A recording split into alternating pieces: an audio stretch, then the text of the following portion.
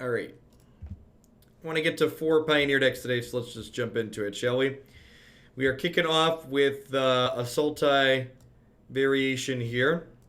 Thoughtseize is marginally better in Pioneer. It was already good, but now it's marginally better because people can no longer Veil of Summer You.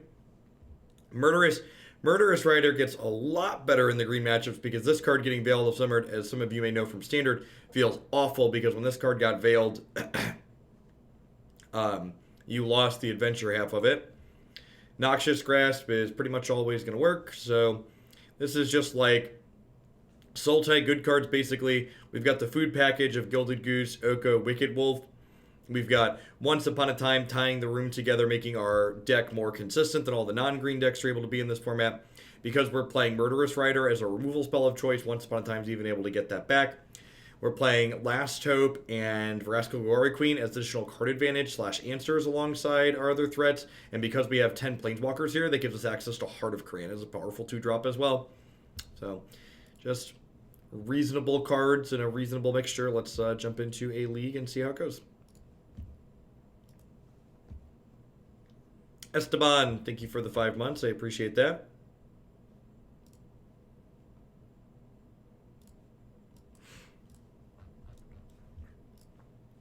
New Pioneer decks are still currently $50 or a tier 3 sub.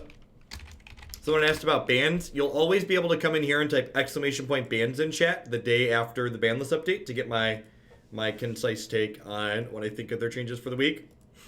So yeah, so people are still adding Pioneer decks at $50 in tier 3 subs. So like when I'm going live today, there's 28 Pioneer decks in the queue. I'm gonna get through 4 today. So I imagine it's gonna have to stay at the higher price for 2 to 3 weeks, honestly. I'm doing 10 to 12 Pioneer decks a week. And I'm gonna leave it at the higher price until we get down to about a dozen decks in the queue. We're actually going to play Green-White Enchantments today. That's what you're referring to about a Constellation deck. It's the 3rd deck today is going to be Green-White Enchantments. Yeah, it takes longer to play Moto decks than it does to play Magic Arena. So, like, on Magic Arena, that's one of the big upsides because of the auto-tapper. The games go faster.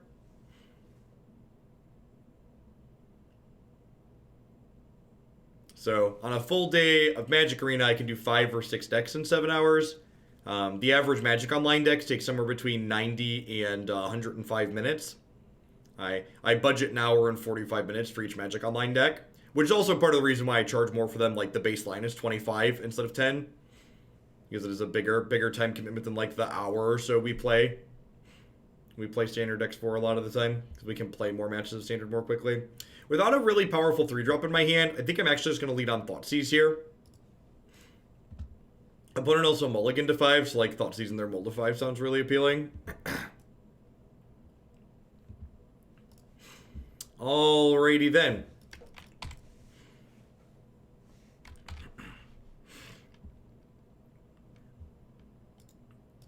So the people acting like it's weird that there haven't been Standard bans yet, you must be folks that don't keep up with the Magic news. So they made an announcement that they were not going to do an out-of-cycle Standard ban.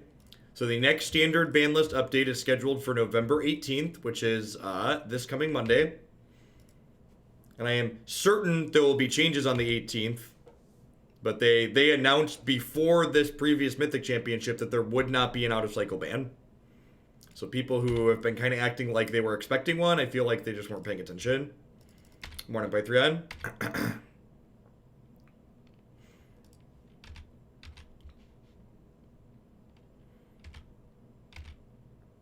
Now, I do think it's a mistake for them to wait for their scheduled banning.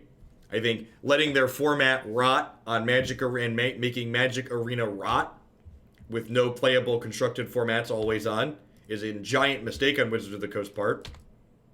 But they did at the very least announce that this was their intention to let it rot. Hey, good morning, Thrin. Thanks for the biddies. Hope you're having a wonderful Wednesday wherever you're at. I think I'm going to go ahead and cast Murderous Rider here, and then just make a food with Gilded Goose for the turn. I had to shock to do this, but making extra food makes my Vraska better in the long term. Also makes more mana for this, or makes the top deck Wicked Wolf better.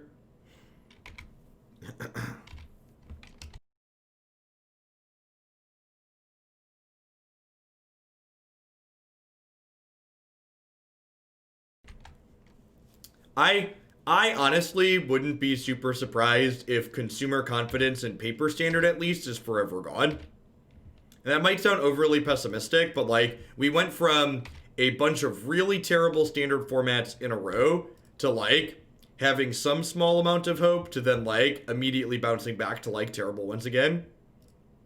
I know from a personal standpoint, I don't have faith that Wizards of the Coast can continue to produce reasonable standard formats. It does not seem to be something they're capable of doing.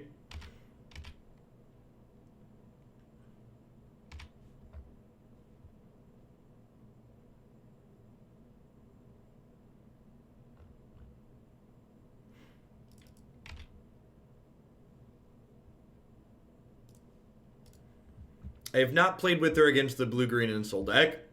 That seems reasonable from a theory perspective, though. I agree, Dual Josh. I would not be surprised if paper standard has no real chance of recovery at this point. You can't have confidence that spending money on paper standard cards is going to be a worthwhile investment. This madness is on auto pay. Keep talking before the business finds out. Thanks, buds. Welcome back. So, I think I'm going to throw away a Gilded Goose here. It saves me 2 points of life. I'm never going to be activating 2 geese in a turn. It stops them from drawing a card with Curious Position.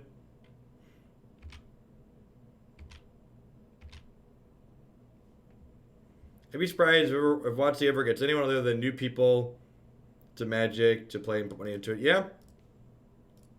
I agree. Thassa's a little bit scary.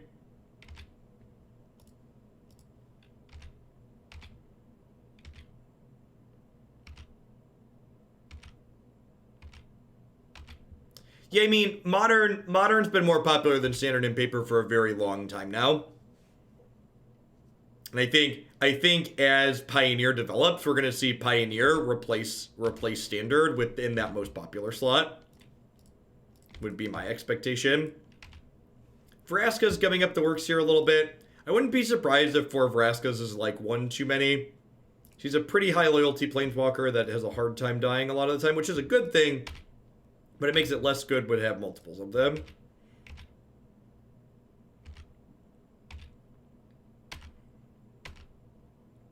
Honestly, as much as it's a danger to my job for this to happen, I honestly kind of hope that Wizards of the Coast hemorrhages a bunch of players to Runeterra and this Hearthstone Auto Battler, and it forces them to get their crap together and invest appropriate resources into Arena.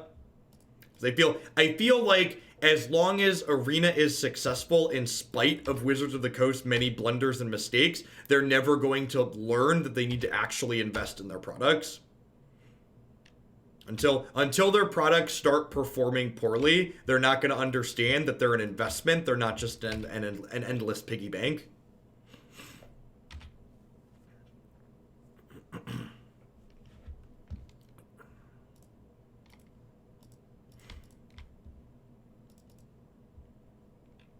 Love to see a huge set of modern bands to shake them. Do you see things like do you see Mythgard stealing any of their customers? I hope Mythgard does well. The reality of the games industry, though, is that it's incredibly difficult to break into even when you're a big studio.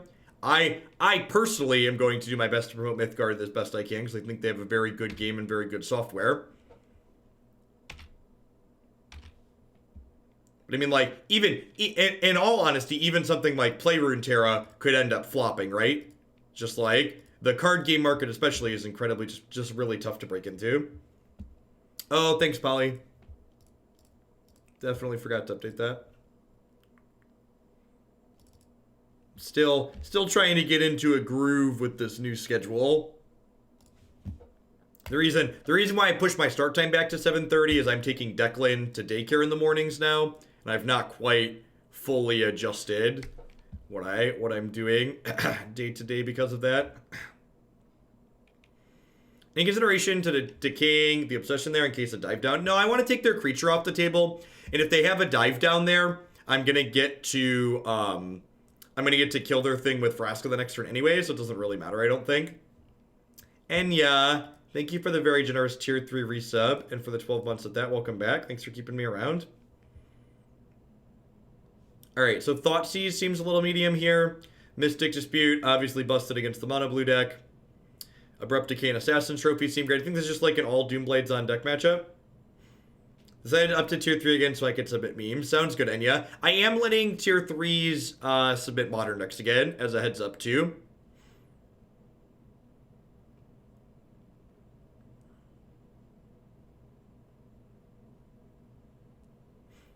I'm not hoping Arena dies. I am hoping Arena sees a downtick in its player base. Arena is very successful. They can hemorrhage a bunch of players and still be reasonable. JAC deck, any format? Yeah, definitely.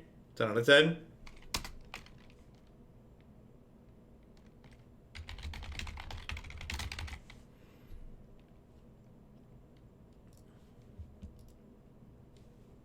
Narset Cannon's not playable anymore. They banned Faithless Looting. Yeah, I agree, Punishing Waterfalls. I don't think Yahenni expertise is very good here. A lot of their things are bigger than this. I guess this just deals with Master of Waves, though. Maybe this is better than... I feel like I don't want to draw 2 Vraskas, and Liliana Lost Hope's a little medium, too. Let's try a couple of those. Go either way.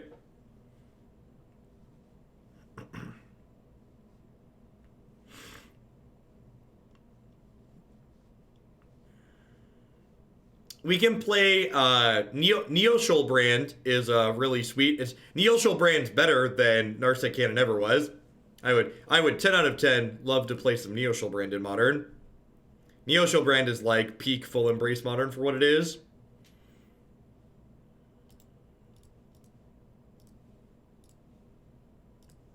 What do the kids say? YOLO?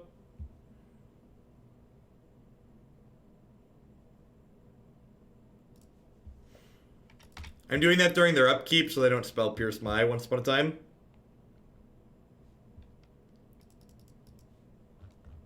I don't know, Brave Earth. I'd like to think they're smarter than that, but also, like, who knows? You're right, they might not be.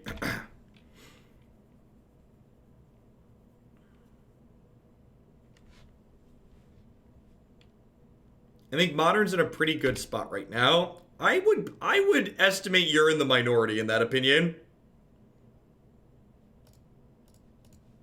I would estimate you're in the minority in the opinion of Modern's in a good spot right now.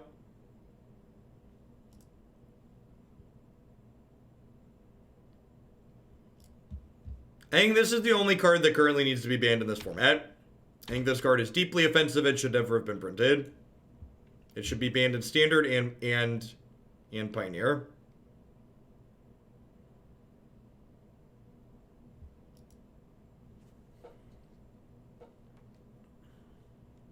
I actually preferred Modern when Faithless Looting and Hagak were legal than Modern in its current state. But that's definitely super subjective, so feel free. Feel free to disagree.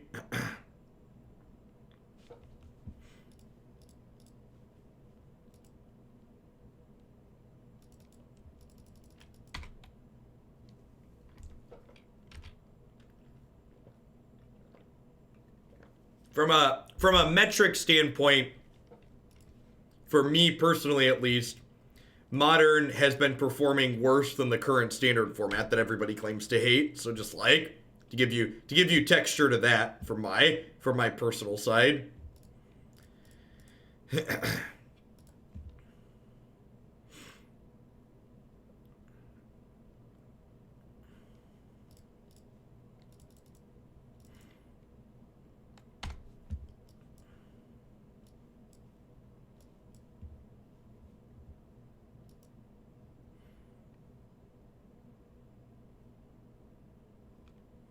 I do agree that Modern offers some unique gameplay patterns. One lander. This was a no lander. Thank you very much.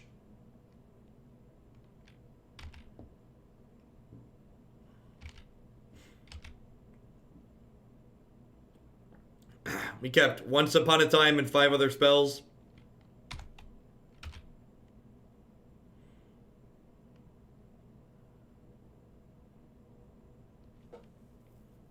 I would honestly be kind of surprised if they banned Nykthos.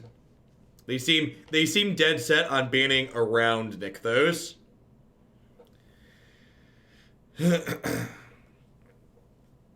Ooh, that's actually a really good draw.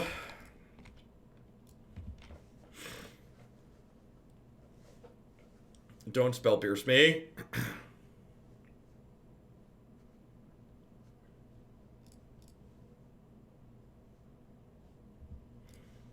I'm gonna play a Goose out here as a chump blocker.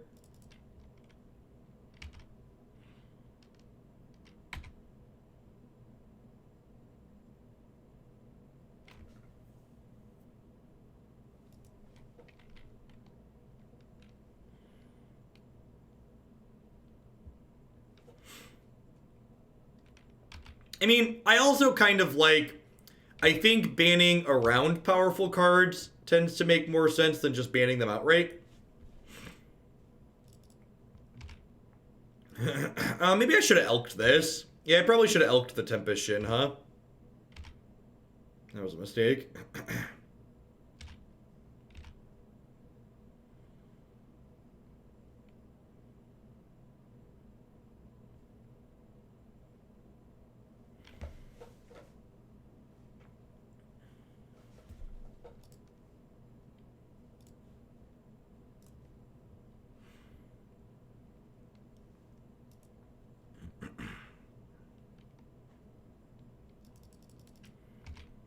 Okay.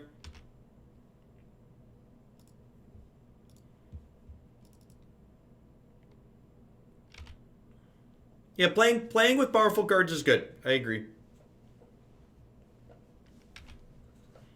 I concur. Honestly, I wouldn't be upset if they concluded they wanted to ban. If they concluded they wanted to ban, I would not be upset if they concluded they wanted to ban Burning Tree Emissary and not Nykthos. All of the really busted draws surrounding Nykthos in the green deck are because of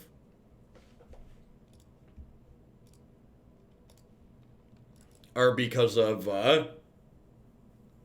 Tree.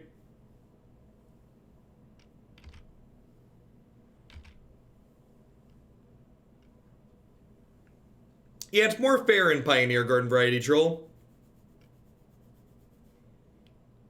It's more it's more fair here because there's a higher glut of 1-mana cards.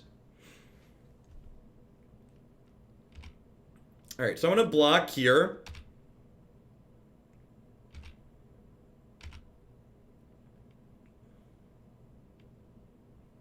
I think if you can't afford to have your deck banned, if having your deck banned is going to cause you financial stress, you should not build it. My personal advice to anybody buying any Magic cards in any format is think of any money you're putting into Magic the Gathering as you're taking your dollar bill and you're setting fire to it with a lighter. If you are counting and depending on getting money back from the money you put into Magic, you should not be spending that money on it. Magic should be your fun extra money. It should not be investment money. These people are great by their stuff. Moto definitely didn't crash.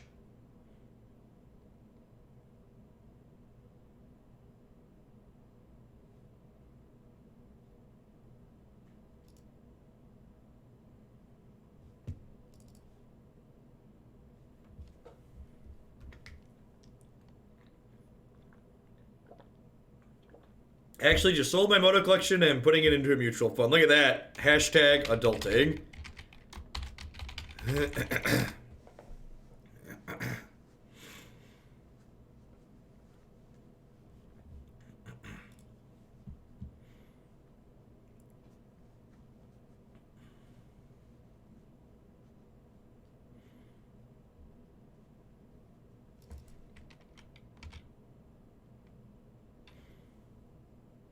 What's my favorite Pioneer deck other than Squids? The second Squid deck. Why do I have to choose a deck other than Squids? Squids are great.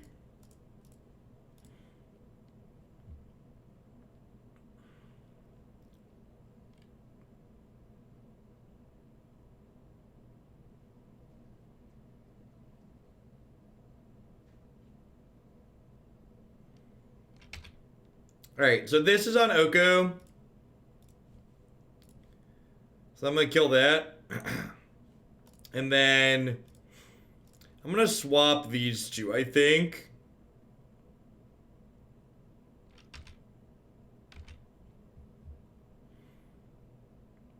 This deals with Curious Obsession being a threat.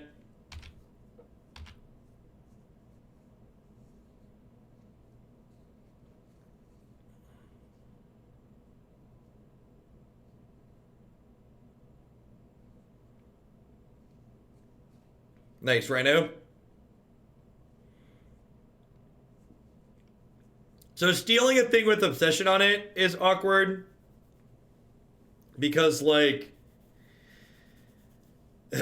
is red-green Eldrazi viable in Pioneer or is it too... I don't think the mana is good enough for red-green Eldrazi. You don't have Grove of the Burn Willows or Compulsion Forest in this format. And I just think you'd rather just be like red-green monsters. There's no reason to play Thought-Knot Seer in Reality Smasher, basically. Like, Glory Banger is probably better than Reality Smasher in this format.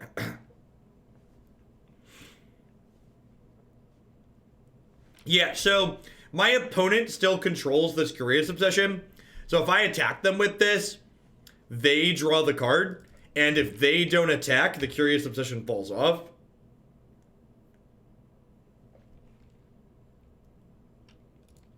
Nice, Stroll. Yeah, Corey's good folks.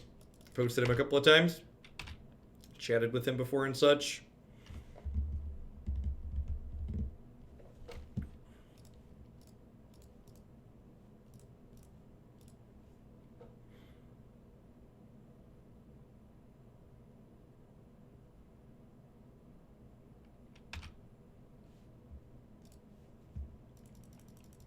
I mean, to be fair, you're not really...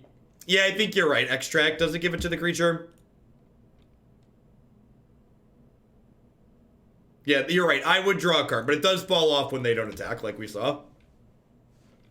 Let's plus this and not sacrifice anything.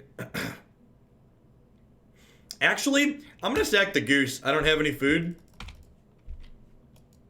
Where are my lands? That is also very true. I am on, it is turn 9. I have 1 land in play and we're currently playing Magic.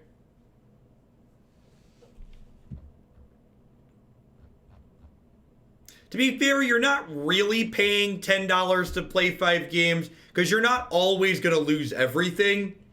$10 is the ceiling on what you're paying. Like if you go 2-3, it only costs you $5.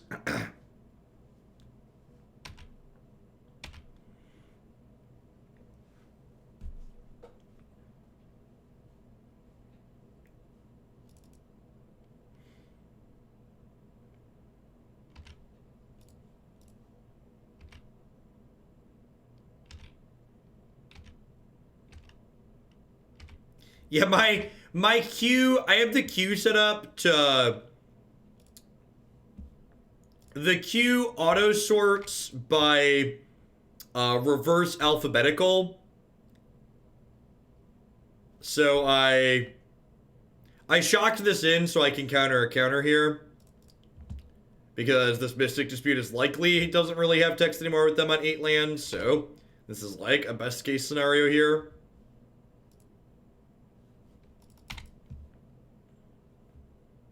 So I just changed the standard format to LOL standards. That way it would auto sort underneath Pioneer.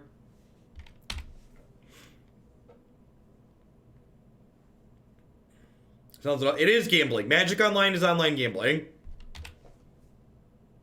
And honestly, I think that stance, the fact that I'm willing to say that, is a big part of why Wizards doesn't work with me. I would believe that your reliability stance is in large part due to the fact that I call this online gambling, because it is.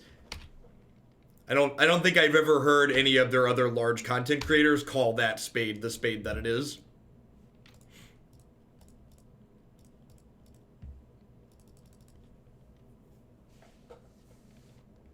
Brutal. Probably dead here now.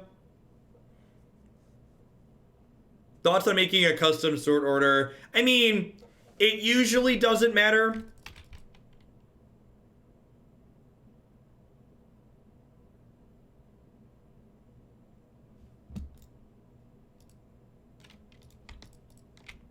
I suppose I could rip like a blocker into Yahenni's expertise here. Like this finds a goose, we block, we play a tapped land, we play Yahenni's expertise next turn.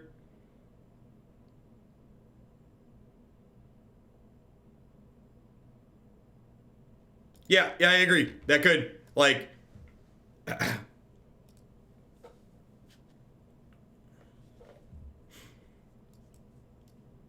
They could. Magic... I am confident that Magic Online only exists in the form it exists today because of security through obscurity.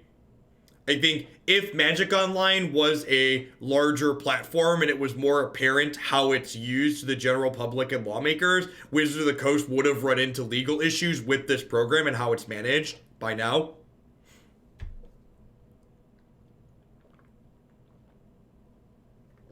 What are the best Eldrazi decks in Pioneer? Blue-green and blue-red. You can find my preferred builds of blue-green and blue-red on my website. Click Pioneer decks at the top.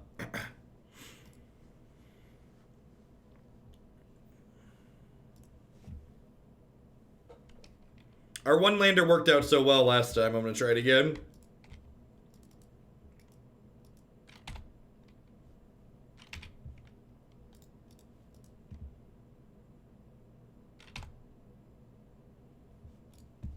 Nothing but net, chat. Nothing but net. No fear in this dojo.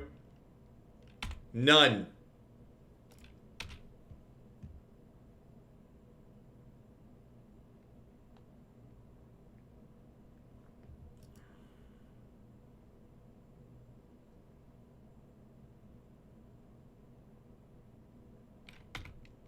Block.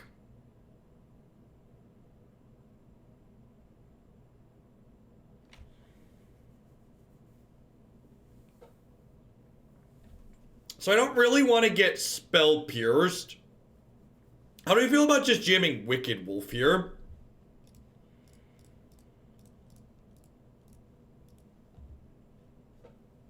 You said modern is worse than standard at the moment. I said modern is less popular content than standard at the moment. Worse is subjective. For me personally, I'd say it's probably worse too, but it's definitely super subjective. The play patterns that are at the forefront of modern right now are just not particularly enjoyable, in my opinion. Feel free to disagree. Wicked Wolf not getting spell pierced here is a big deal.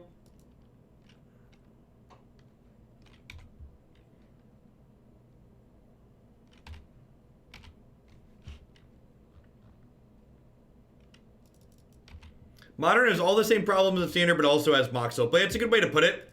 Mox Opal is a card that's long overstayed its welcome in Modern, for sure. That's true. It has worse play patterns, but the play patterns are more varied and novel. I agree with that assessment. I think that's actually a really apt way to put it. The play patterns in Modern have been kind of medium for a long time, in my opinion, but they're a varied amount of medium. There are a lot of different ways in which they are medium.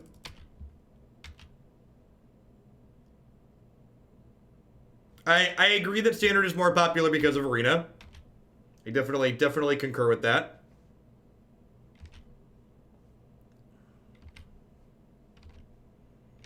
Would you prefer me to shove the bamboo shoots under your fingernails or your toenails?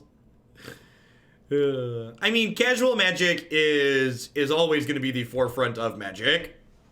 Like, casual Magic is the reason Magic survived as a game for, like, 25 years. The competitive...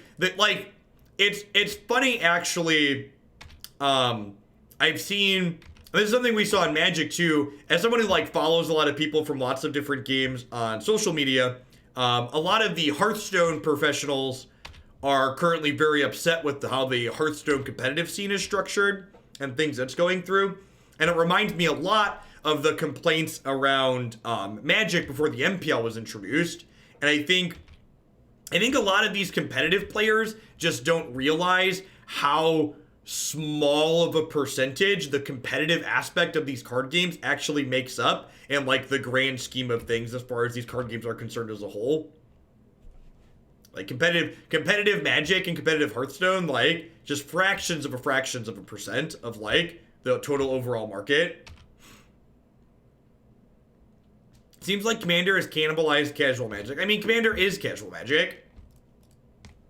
Commander is a slightly more structured way to play casual Magic.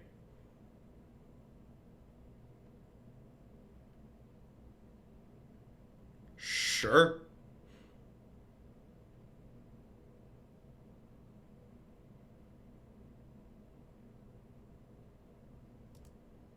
Spike Rogue. See, I like to describe my player base in a more rude manner than that. Spike Rogue is too formal. This chat is competitive casual. That, in my opinion, is the best way to describe this chat.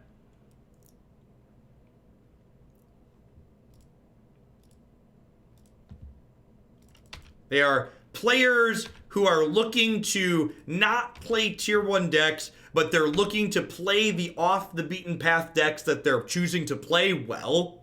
So they want to play good Magic, but they want to play good Magic within the confines of the restrictions that they're placing on themselves. So they're saying, like, this is the thing I want to do. I want to do this specific thing the best I can possibly do it. And I think that is honestly, I think that's the biggest market in Magic. And I think leveraging that is one of the reasons why my stream here personally has been so successful. Hey, thanks for the 2 months there, Okiflawa. Welcome back. I appreciate you keeping me around. Is Oko a must in blue-green Eldrazi? Is there any deck that can build around Larig, the Raise Boar? Yeah, there was a green-red Raise Boar deck that put up some results in this format that seems really sweet. I think Oko's pretty necessary in blue-green Eldrazi. I think if you're not playing Oko in that deck, you should probably play a different deck.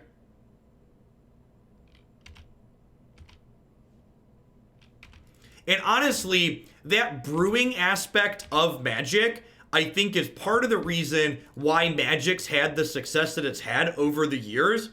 The biggest reason, that, at least for me personally, the thing that keeps me coming back to Magic again and again and again, as opposed to a lot of other card games that exist out there, is the fact that Magic as a game has so much more deck building depth than most of the other games that exist out there.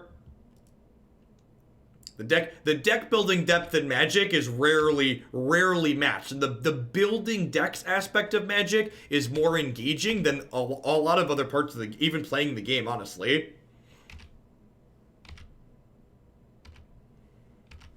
I currently sit at work with a paper notebook in hand. It's 10% work notes, 90% Magic deck list. If you elk the goose, does it untap? It does not. Yeah, it is, Nivik. Honestly, that's one of the reasons why I've taken to Mythgard so much, is Mythgard's one of the few games that I've played in recent memory that comes close to matching how much deck building depth Magic has. In fact, the only thing, I think if Mythgard is successful in the long term and they eventually have a deep card pool, they will have the same amount of depth that Magic does. The main thing that holds Mythgard back currently is they're a new game and they only have 400 unique cards. Like, Magic, like, the Pioneer's so successful because the card pool's so deep, right? Like, it's hard for a brand new game to have the deck building depth that, like, you know, almost a decade's worth of Magic cards can have.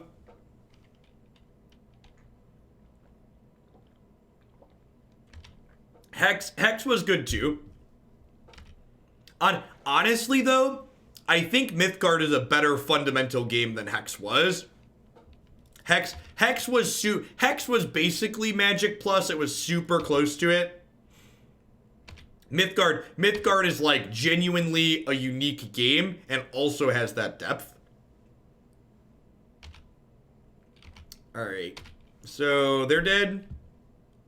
Get to Abrupt Decay this. Elk my elf. Smack them for 6.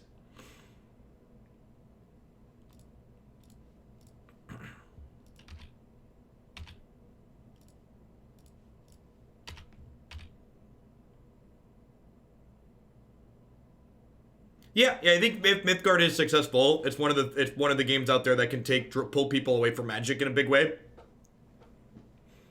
I think there's a reason why Mythgard's resonated well with myself and my audience.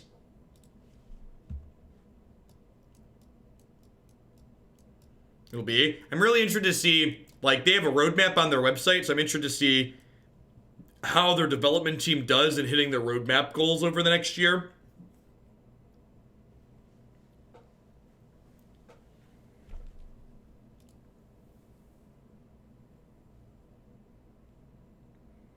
Yeah, I agree with that, Dows. One of the problems with new games is like if a new game experiences what Magic's currently experiencing in Standard, the game is dead. They don't have the backing to recover from that.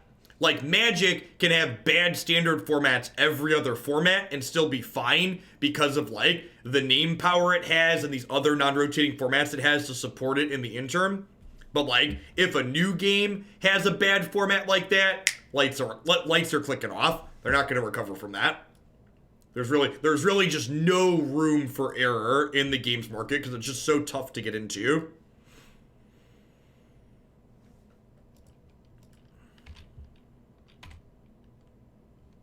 It's a very, very saturated market. Can't misstep. I agree, Thrin. If Mythgard especially is able to hit their in-game tournament mode by the end of the year, I think they'll probably be in a good spot. Especially if they're able to offer anything resembling semi-consistent events alongside of it. I think I'm just taking the land here. I was really hoping to find a dork on that Once Upon a Time. Gonna turn to Oko.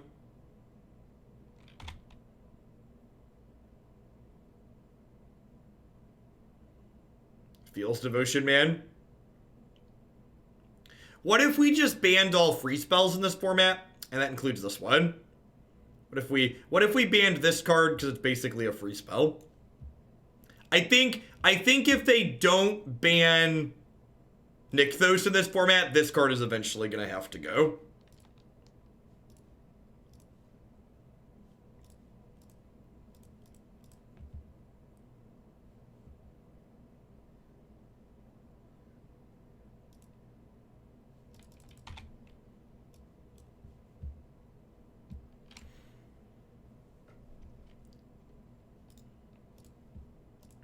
Yeah, again, like, this is why I think banning Veil of Summer was kind of silly. Well, okay, so I don't think banning Veil of Summer was bad, but I do think it doesn't fundamentally change anything about the Devotion deck. The Devotion deck is still incredibly busted, even without Veil of Summer. Like, the opponent's deck losing Veil of Summer doesn't fundamentally change anything about how that deck plays out on average a lot of the time.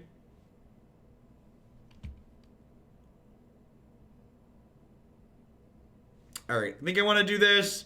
Last Hope's great because they have 8 elves.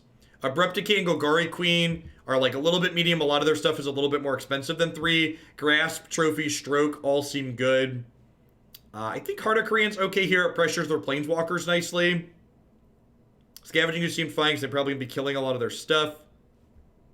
Is Expertise good here? Expertise might be good here, actually. This cleans up 3/3 Nissa lands. This is probably good, actually. Maybe this is better than Skews. What if I trim an Elvish Mystic? Like, trim some of my things that this would be sweeping up? Let's try this. Joyous Potato, thanks for the 21 months. I appreciate that. Welcome back.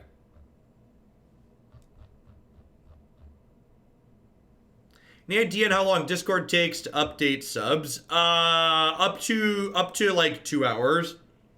Forget how often exactly it syncs.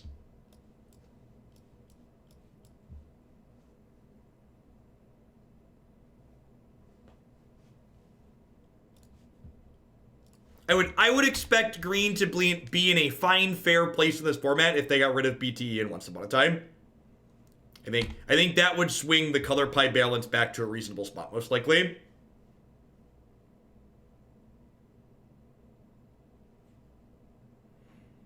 Yeah, I agree, Conqueror. I agree with that assessment that what they basically said was if you want to have a chance in this format, you need to play blue and black cards. I don't know. Like, they're trying things, I guess. Like, I'm expecting green decks to still be absurd this weekend. So hopefully Green Devotion still puts up a bunch of results everywhere and they realize that, like, they need to do more.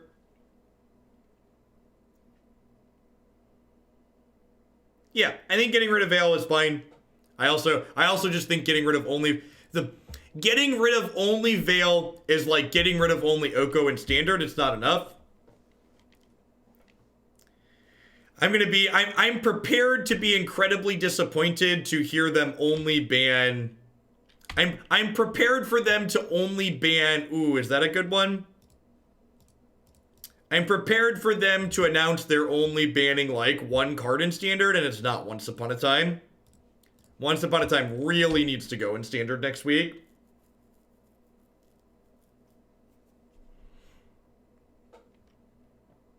So Liliana the Veil here can crew Heart of Kiran. We can spend a loyalty to do that, which is great.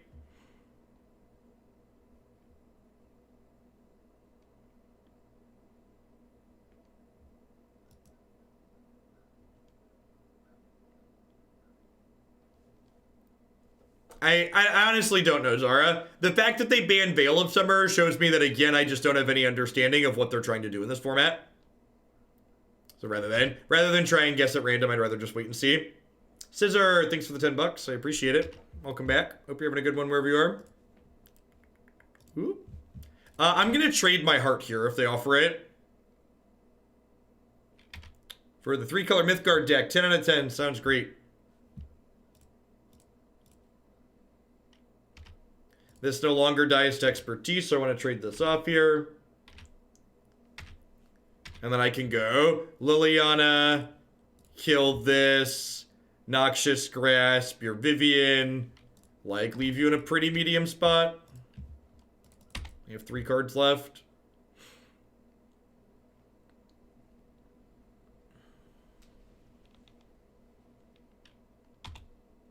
You have a thing.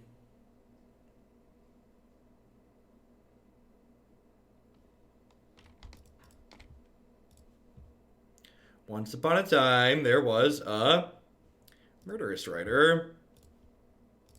Ding, ding, ding. I'm just going to do this now.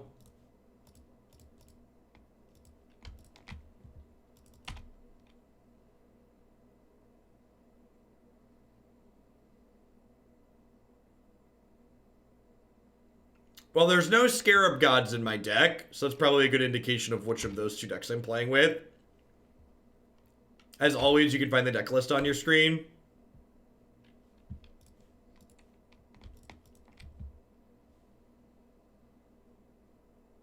Lyanna slowly working up towards ultimate here.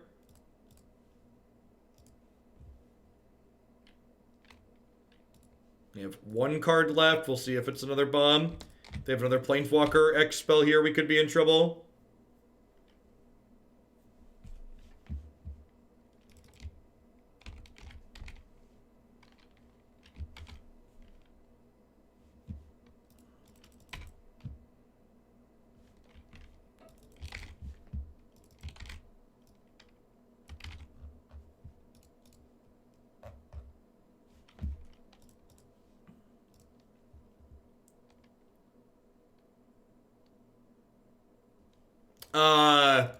You can't buy back Rider with Liliana. It's a little bit of anti-synergy. So if you're on mobile toolbox, you can click the little Stream Decker icon and see the deck list on mobile. So, deck list is super accessible even on mobile. Don't even have to leave the Twitch app. Call me Kyla. Thanks for the brand new tier 1 sub. Welcome to Hoaglandia. Hope you're having a wonderful Wednesday wherever you are. Yes, yeah, you have to hit Rider off of Lily's like milling 2 cards.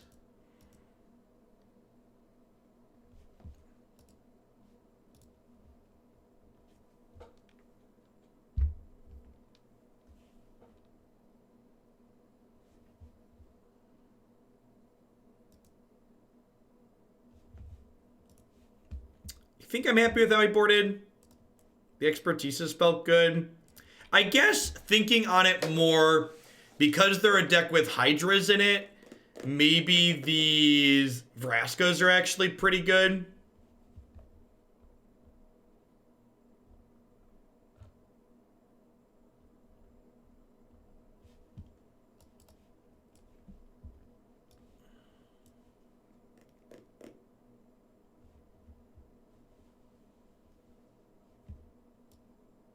Is Wicked Wolf too slow? Yeah, I think this might be too slow.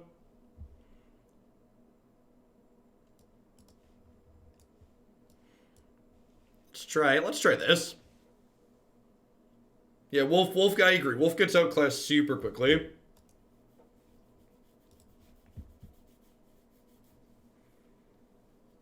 Polly, to answer your question from Discord, I think the only thing I would try changing in the draw lock deck is I would get some Field of Runes in the mana base. I would cut the Mutavault and maybe a basic or one of the worst duels for 2 Field of Runes, I think.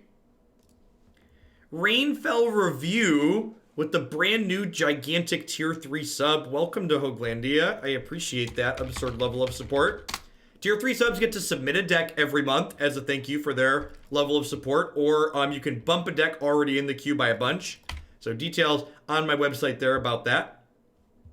Welcome to Hoaglandia.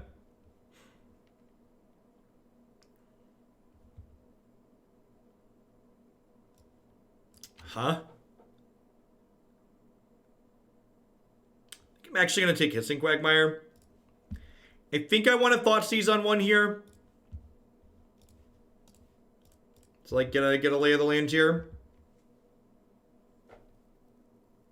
Yeah, I don't know if I agree with that strictly, Hyder. I think we definitely have an established metagame already. I think what that is going to pivot a little bit week to week. It's like what's exactly on top. But I think there's a lot of things in this format already that, like, are more than fine. Lifecrafter's Bestiary. This is a card. I think this is a very reasonable slot in for these green decks to play in these attrition-based matchups. I think this is the take here. Lets them scry every turn over they play a creature card. They can pay 1 to draw a card. So it's going to give Vivian a chance to pump up one of their things for a turn. But that's fine. Long-time YouTube viewer. I live in Japan, so don't catch the stream live very often. Thanks for the content. Hey, thanks for watching. I'm glad you enjoyed the YouTube stuff. Welcome to a live show.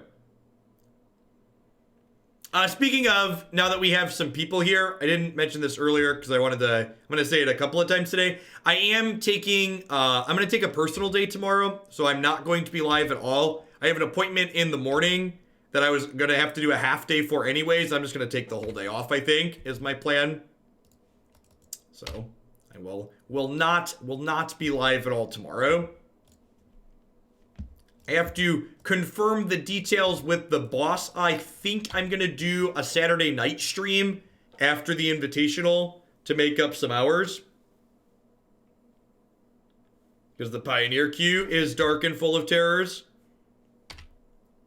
Or do they not draw a land? That's so good.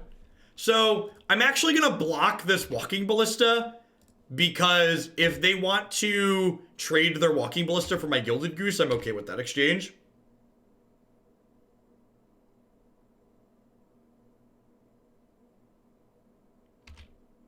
This is a punish. Although I guess they have a 1-2 instead of a 2-3, so like, I don't know. Yeah, I'm feeling pretty dead if we don't draw Yahenni's expertise here.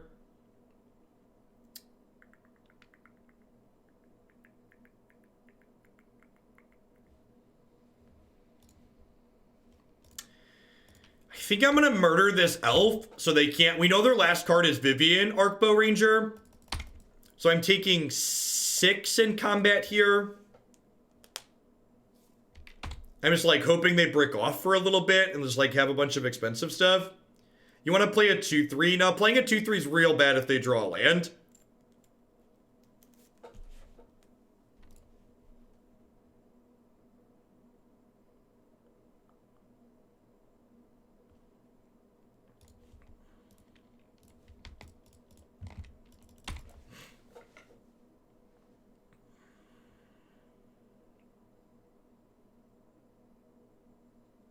Yep.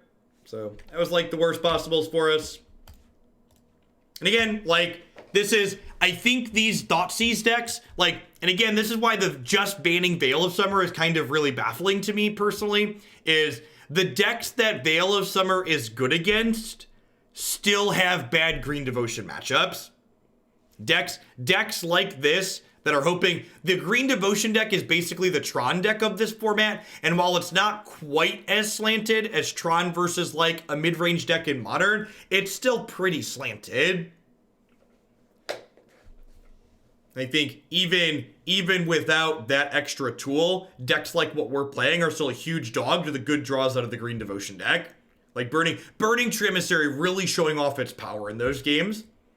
We're playing against Canister, who is an MPL player who's usually streaming. So I would bet you can watch this matchup from both sides if you head on over to their stream as well. As always, don't tell me any of the cards in their hand, but if you want to see both players talk through what they're doing, you can probably pop up their Twitch channel and see what's going on over there as well. Yes, yeah, I agree with that completely, Trigon. It is a good ban because of the power level and type of card that it is, but it also doesn't fundamentally change anything about any of the matchups Green Devotion has.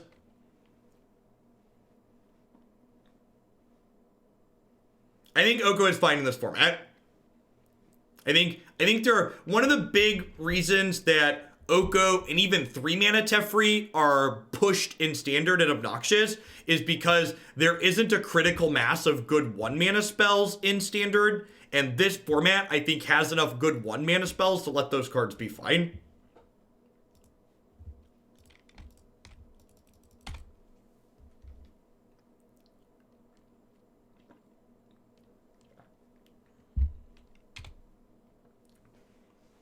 Probably some kind of devotion strategy if I had to venture a guess. Yeah, I think we just jam Liliana here then. There's some good runners.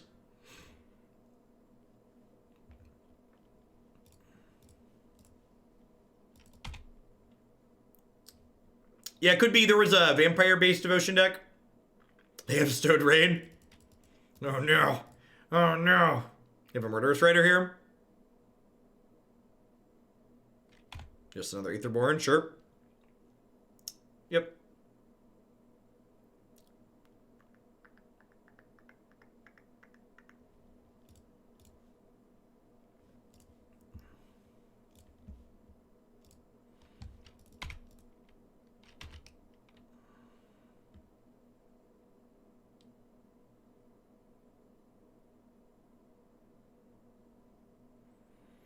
Yeah, Grey Merchant's gonna be real scary out of their deck.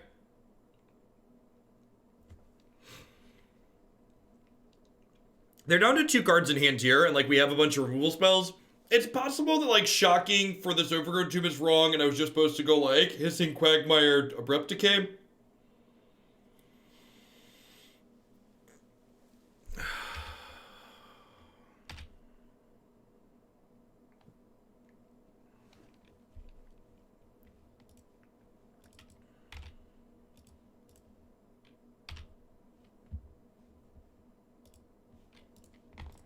I think Ritualist is fine. I think every 4-mana sweeper that you play in this format has different ups and downs. And Ritualist is going to be better than Expertise in some situations and vice versa. If they want to spend their whole turn here, like pumping to kill my goose that I have no more food for anyways, I'm really okay with that exchange, so more power to them. Had to focus hard to play in my first MC. Now that that's done, now I'm done with it. Pioneer seems to be in a great state and have a deck to enjoy rather than trying to focus on finding the best deck. Hey, Master Neo, hope you had a good time at your first MC. And thanks for the quarter review. Pioneer's been a lot of fun. A lot of great stuff going around.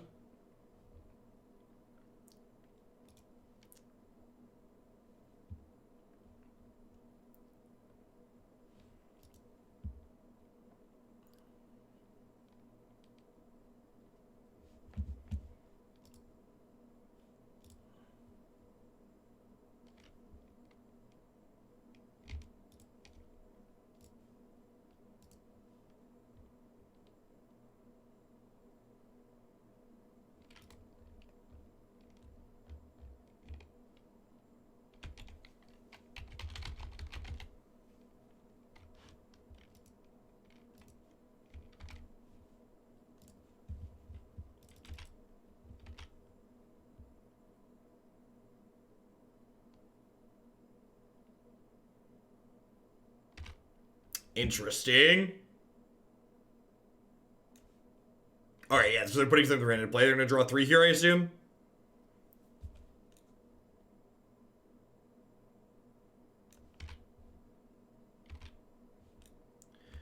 Deals combat damage to a player. Put a 1/1 creature on each thing you control. Okay, so... Huh? Feeling kind of dead here.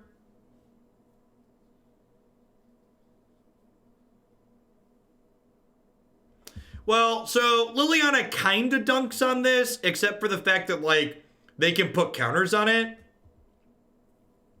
I guess I do this, and then we Abrupt Decay Sorin, is the line.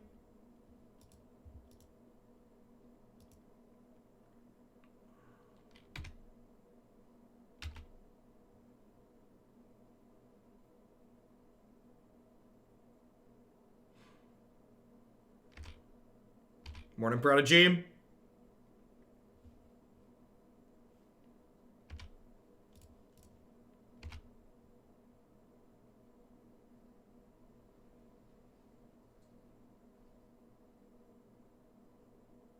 Is there a reason to not Thoughtseize? Yeah, they have 0 cards in their hand. Seemed like a good reason.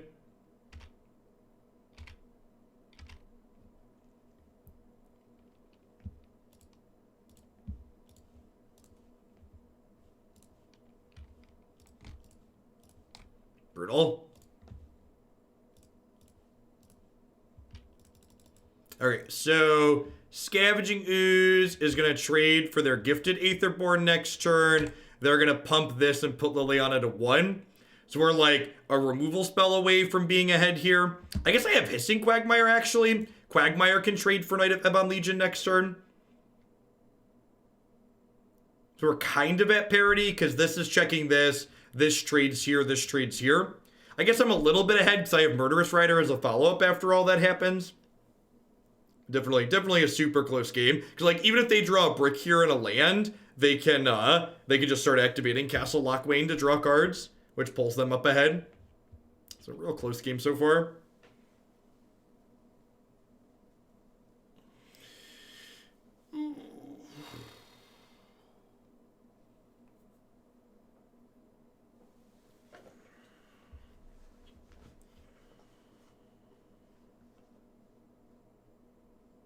Would love to rip an Oko or a Vraska Golgari Queen. Wicked Wolf would also be pretty okay. Could come down and eat the Knight of the Ebon Legion, also be a threat left over.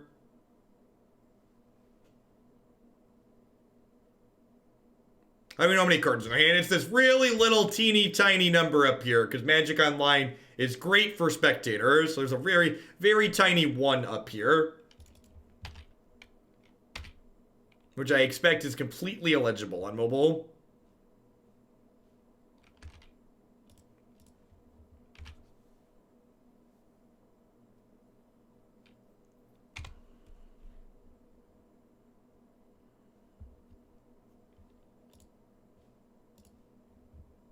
It's a good draw.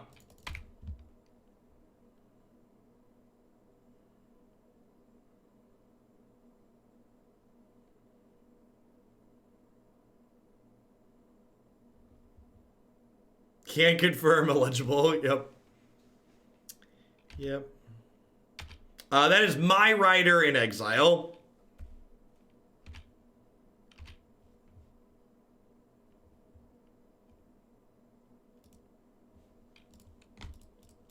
And they should know this is coming, because, like, if I didn't draw a removal spell here, I'd have fired up Hissing Quagmire, but there's a good chance they just, like, don't have better plays here.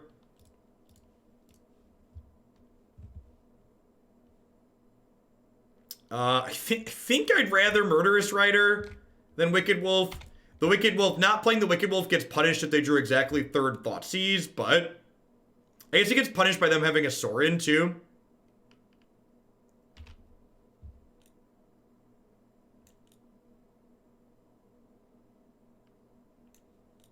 So they can discard a card to make this bigger and then hit me and put a 1/1 counter on their creatures. Stormkirked Condemned here.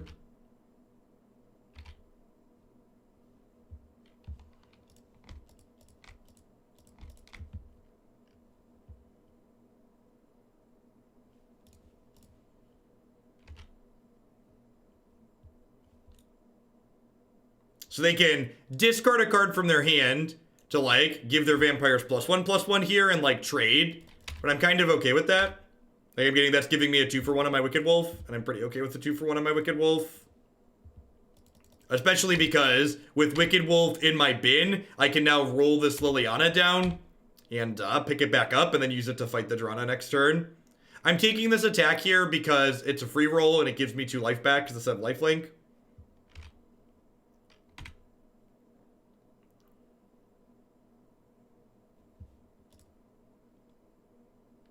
Sad that sub-gifts don't count anymore, but get the reason why. Here's some more mono black fun I just submitted. Thanks for the biddy, Scooter. I appreciate it. And thanks for understanding. Roll back, Liliana, pick up Flame Tongue Kavu. Play Flame Tongue Kavu. Yeah, I could have taken the Drana off the table, but I'd rather take their Vampire that pumps off the table. Was my decision-making process there. What's the news on sub-gifts? Sub-gifts are no longer eligible for adding or bumping decks in the deck queue. After doing some reflecting on my responses to people in chat, a lot of the comments in chat that were causing me to feel frustrated or annoyed were in large part coming from people who were gifted subs. So, for the sake of my sanity, I am no longer accepting those as a means of interacting with the deck queue.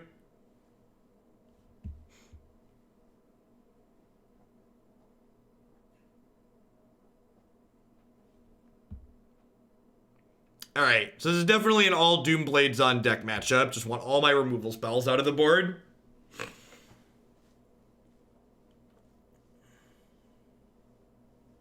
You do get to work on the color of your crown, Scooter.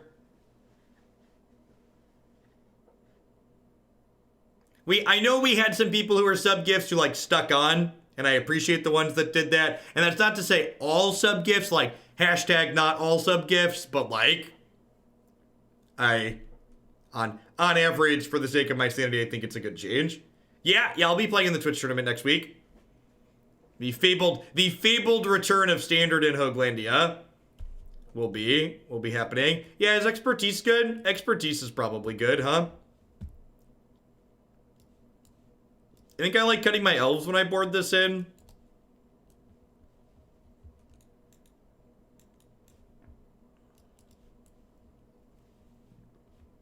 Let's try it. Let's try this.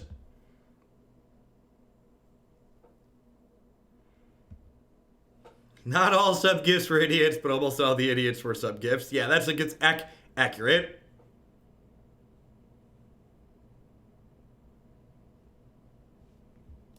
I mean, to be fair, commenting isn't about knowing more than me. It's just about presenting your questions or your suggestions in, like, a not a constructive manner.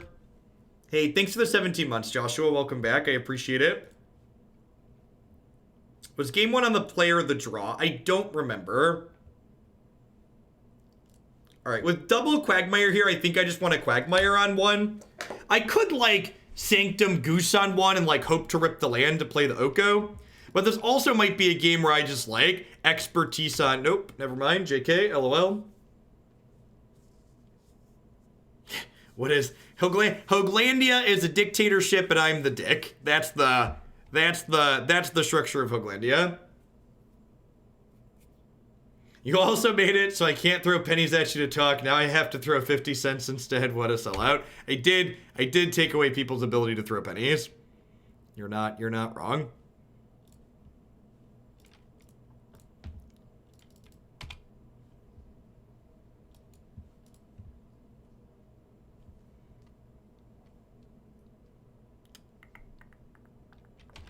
Yep.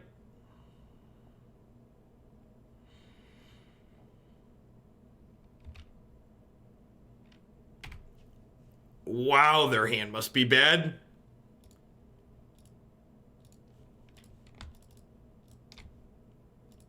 Bye, Felicia.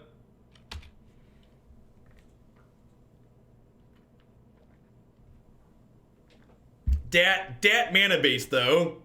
The old Castle Lochwain Nykthos Mutavault start.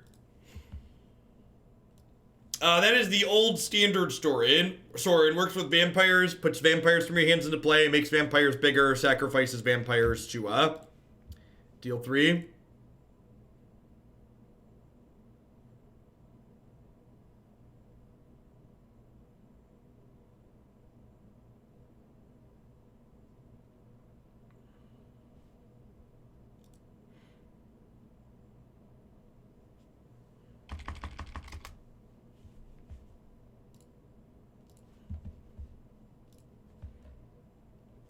Glad to see you keeping up good content and viewer numbers even though you're not in Arena. Thanks, Turtle. Yeah, for people that started with Arena, just as a heads up, I've always been Magic the Gathering here on Twitch. That's not strictly true. We did Hex for a little while. Since Twitch has been my job, it's been Magic. And we hit full-time streaming before Arena existed as an option.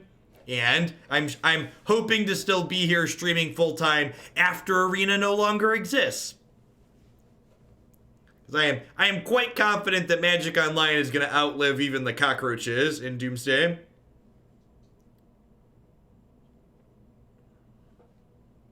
Nice, Paula.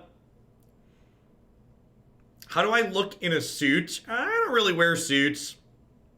Can't remember. I think the last time I wore a suit was on my wedding day. I, for one, welcome our new cockroach overlords. Hey, Canister. Sorry for the bad beats in that game. Thanks for the raid. Hope you had a good stream.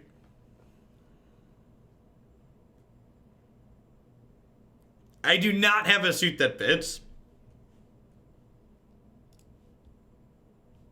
I try to be moderately minimalist in my living, and I generally try not to own clothing that I don't wear on the regular.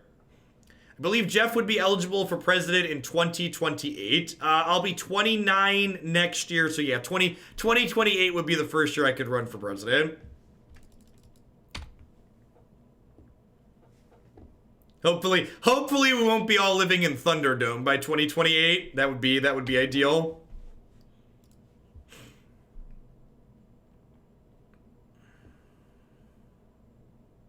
All right, rematch against Devotion here.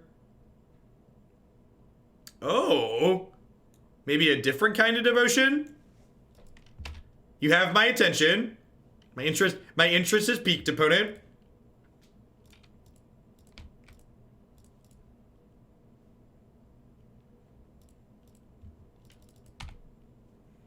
Femoral, thanks for the 9 months. I appreciate that. Welcome back. Thanks for keeping me around.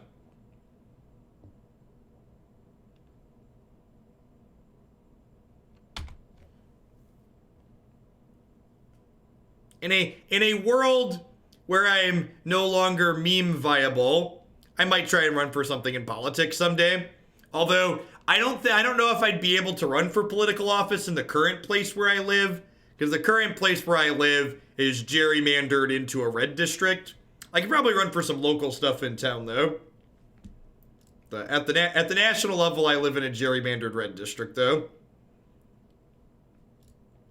All right. What are your last couple of cards here? What are we working with? You remember we were talking about Burning Tree Emissary being a jacked up card, chat? Anybody else remember that? Here's to living in Thunderdome by 2028.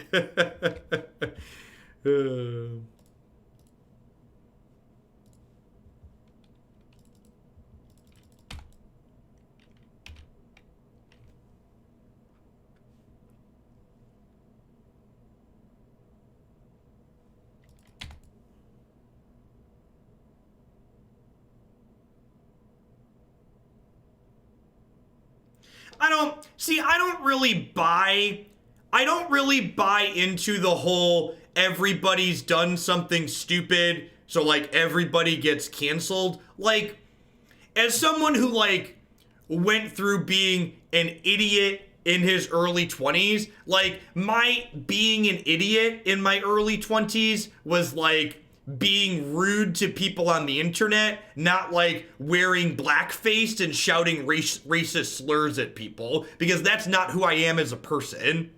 Like, when people talk about that, like, oh, it's just something that happens, it's just like what people do. It's like, no, that's like what racists do. Racist people do that.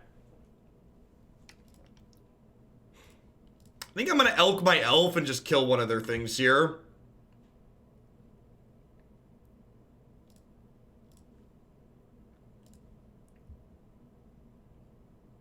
Like, whenever people, that's like the PewDiePie meme, the heated gamer moment. Do you know why people say racist things in those heated moments? It's because who they actually are comes through. Nope, there's never gonna be a moment where people are like, oh my gosh, I'm shocked that that's who Jeff really is. Because guess what? The loud, obnoxious, blunt person that I am every day on stream for 6 to 8 hours is who I actually am. I don't have to worry about having a moment like that because this is who I am as a person. Do we think this is just a Tarkus command? This could be a Tarkus command. I'm going to be slightly conservative here with my blocks and only block like this, because if they Tarkus command me, these will all trade, and then I'll take 12 going to 4, and then I'll have plenty of food to eat with my Scavenging Ooze. So I think these blocks are ideal in the face of a Tarkus command.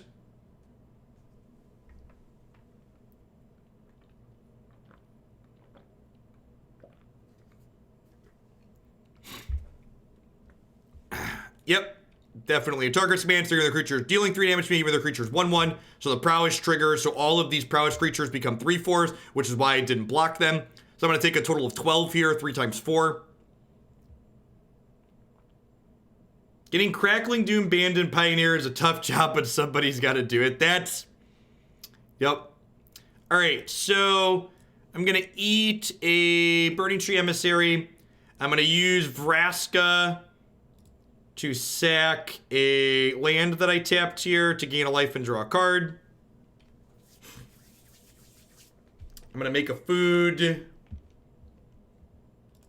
I'm going to eat another thing here. I'm going to play this land tapped, then I'm going to pass the turn. I'm not eating more things right now because I want to be able to crack this food to gain 3 in a pinch.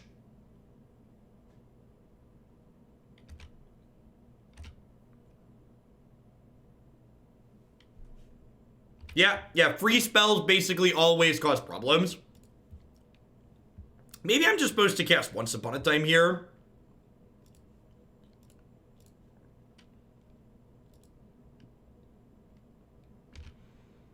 Feel like we've stabilized Heart at this point. You know, honestly, am I supposed to cash in this Vraska here? Okay, I think with Wicked Wolf, I'm just supposed to cash in the Vraska. So I'm going to do this. I'm going to make this a 3/3. I'm going to play a tapped land. I'm going to pass. Actually, did I just put him on a 2-turn clock? Yeah, I'm just going to put him under the Abyss here.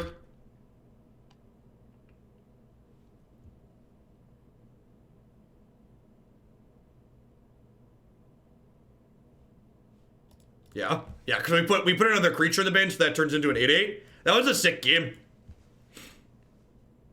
We had the solid read on they were gonna what's it called us? And then things ended up working out for us there. Scooze is a really good Magic card, you're not wrong.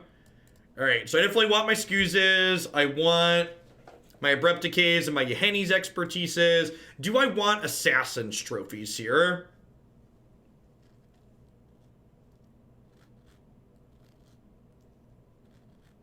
Yeah, this deck's basically green-black rock splash Oko. It's basically green-black rock splash Oko.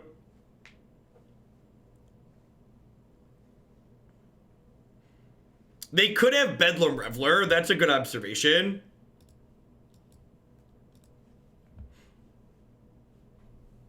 Yeah, I don't know what I want to put the trophies in over. I think even though I'm bringing in expertise, the elves are supposed to stay in this matchup. I probably don't ever want to draw 2 hearts. Giving them lands isn't super exciting, but killing all their stuff is pretty important.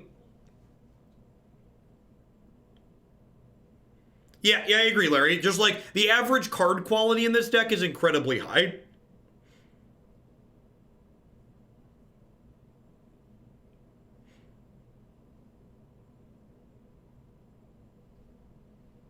So, yeah, when you time out a mod, they automatically lose their mod sword. Because, in general, timeouts are supposed to be bad on Twitch, not a meme. So, I think Twitch assumes if you're timing out one of your mods, they did a no-no.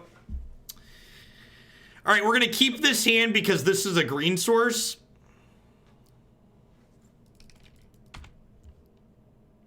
Atarka's command can just Skullcrack.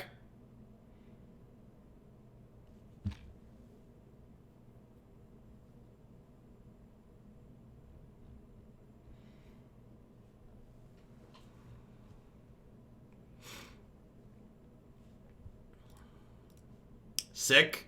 Never didn't have it. Nothing but net, chat. Nothing but net. You broke your thumb. I hope you recover quickly from that. Morning D contest.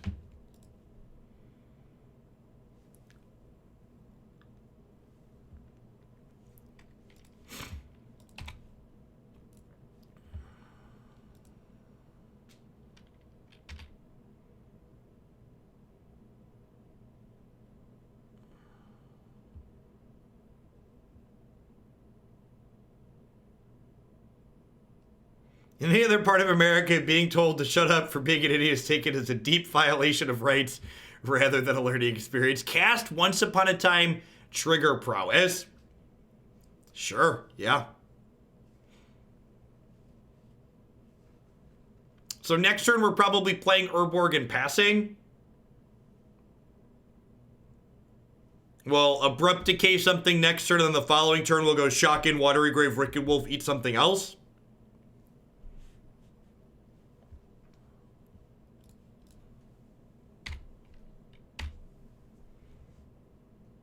Yeah, I agree. If this is their play like, they're probably not going to have enough aggression to push through what we're doing here.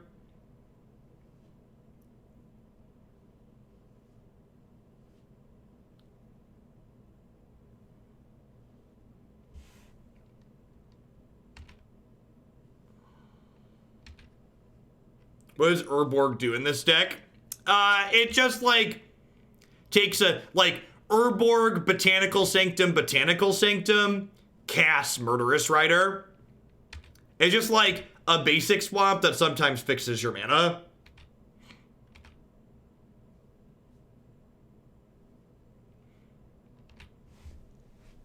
It's better swamp, basically.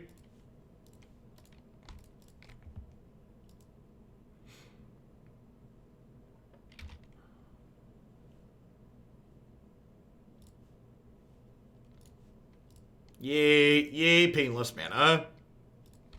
So they'll be able to kill this next turn because I don't have food, but like making food with my current hand is slow and clunky anyway, so let's just like get this into play. If they spend more cards to kill this, it was a 2-for-1, which is successful. Sadistic, thank you for the 21 months of support. I appreciate that. Welcome back. Thanks for keeping me around. Hope you're having a good one wherever you are.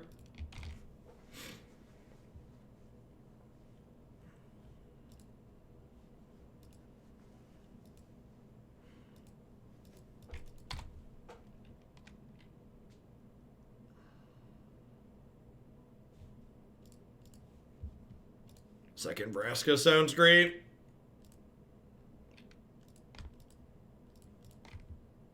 Yeah, Urborg's a swamp. Every land's a swamp.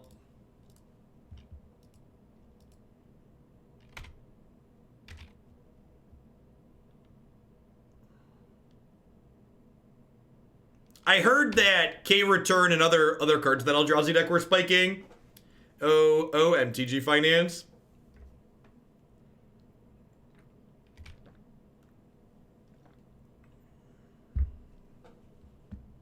Yeah, Smuggler's Copter seems like a weird inclusion in my opponent's deck. I feel like if you're playing enough things to trigger Prowess, you probably don't also have enough creatures for Smuggler's Copter. Oh, Desecration Demon. Morning, Butler. Thanks for the 5 months. Welcome back.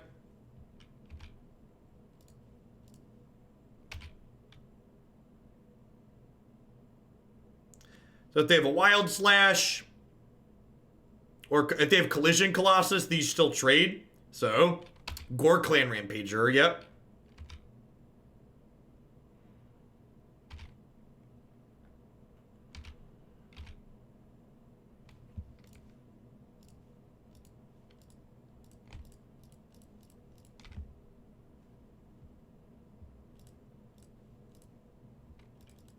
Running 4 green leagues with blue-green Nexus with no Veil. And going 5-0, 4-1, 4-1, 4-1. Someone get on Watsy to not ban Dig Through Types. I'm definitely picking up the deck in paper. I really hope if they feel the need to nerf Nexus that they don't ban Dig. Dig's a really sweet card. I hope they just ban Reclamation if they feel like they need to do something about that deck. Alright, they're ahead on board. But with double once in hand, I'm feeling pretty good about our spot here. Yeah, they could just ban Nexus. Nexus is a deeply offensive card. Is that one good, chat? What do we think of that one? Couple of cards in the graveyard here.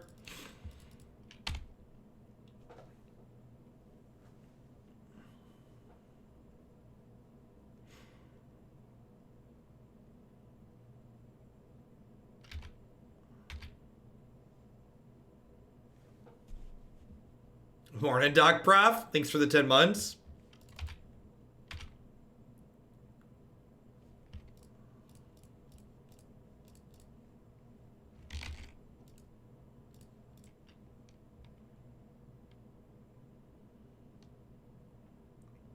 If it wasn't over before, it's definitely over with Wicked Wolf here. Opponent concurs. Quick 3-1 here. With the loss being to double Burning Tree Emissary draws out of Green Devotion twice. If they swung, do you think Scooze was good enough to not block? Yeah, if they attacked, I would not have blocked with Scooze. I was winning if I untapped with Scooze there. This is like the double burrito match, because we're 3-1 already. It's like we're guaranteed to get my $10 plus a treasure chest here. That's like, what? It's like 4 extra treasure chests, I believe. Wicked Wolf is a bar where I live, and hearing about the card makes me want to drink. To be fair, I'm sure Wicked Wolf has driven many people to drink with regards to Standard.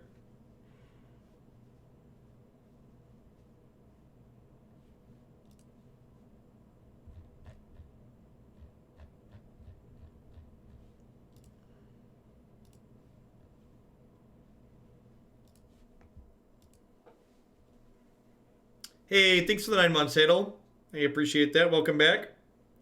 Fighting for the chips and quacks. Kia, thanks for the 3rd of a year. Yeah, sure. We're on the play. Hand's a little slow.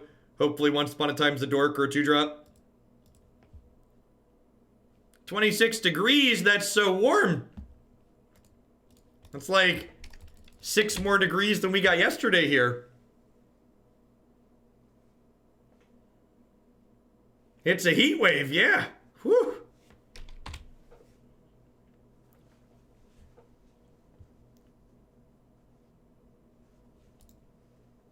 This is another matchup where Scavenging Ooze is gonna be great. Wicked Wolf is probably also very good here. For people that haven't been keeping up on the Pioneer format, there was a mono black aggressive deck leaning on cards like Bloodsoaked Champion, Smuggler's Copter, and Gutter Bones. Like a bunch of 1 mana recursive 2/1 black creatures to like aggro people out with Fatal Push and Thoughtseize as well. Pioneer has hurt my desire to play and watch Standard even after Oko goes. I feel like it's a sweet spot I wanted. I agree, Pickleball. And like I said, even assuming that they... So... Next week is going to be kind of wonky because next week is the Twitch Rivals event. But I think my plan once they... assuming they fix Standard, my plan for my approximate schedule moving forward is going to be like... Assuming they fix standard, my plan for my approximate schedule is going to be going forward is going to be like 2 Pioneer decks every morning, and then like 3 standard decks every afternoon, and then like run a little bit longer and do Mythgard still 2 days a week. Want to let you know you're the best Magic stream I've ever watched, and a very swell dude. Thanks, Torcap. Morning. Would an arena ban even go into an effect before Thursday? Probably not. You mean if they announced it on Monday? So the Twitch Rivals tournament next week is on Tuesday and Wednesday, and it will use the updated ban list right away.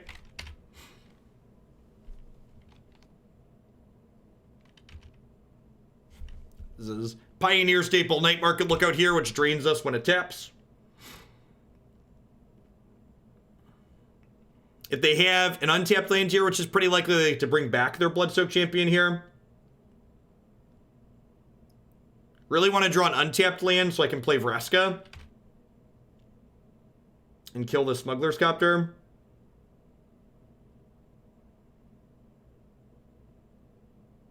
Oh, they don't have a land. That's really good for me. Not surprised. Oh, they do have a land. They have double Thoughtseize? No. Okay, weird. Oh, they just have a Knight of the Ebon Legion. Okay.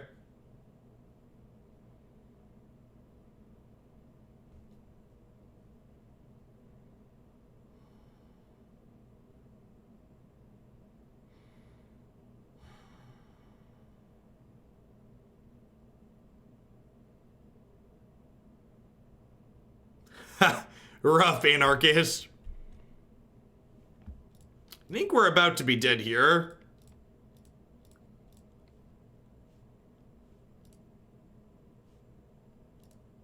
Really needed to draw an untapped land this turn. So I didn't have to eat this last food.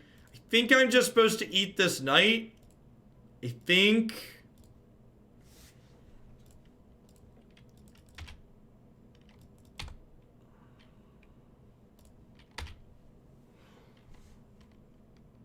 So I'm going to take another 4 next turn from the Smuggler's Copter. If we draw an untapped land next turn and can Vraska shoot the Smuggler's Copter down, we'll be able to have Wicked Wolf to block their Ground Pounders and maybe be okay. But if I can't kill the Smuggler's Copter next turn, we're going to be in a lot of trouble because our life total is going to be super low.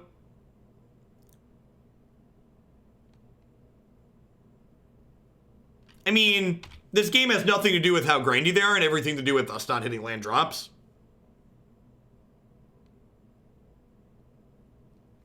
Main deck Kalitas, that's big game.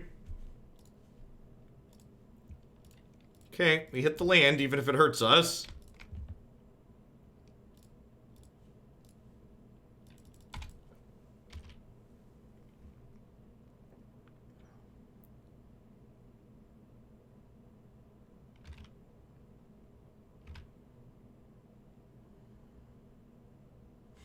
I think I just have to double block here. Just like hope they don't have Murderous Rider.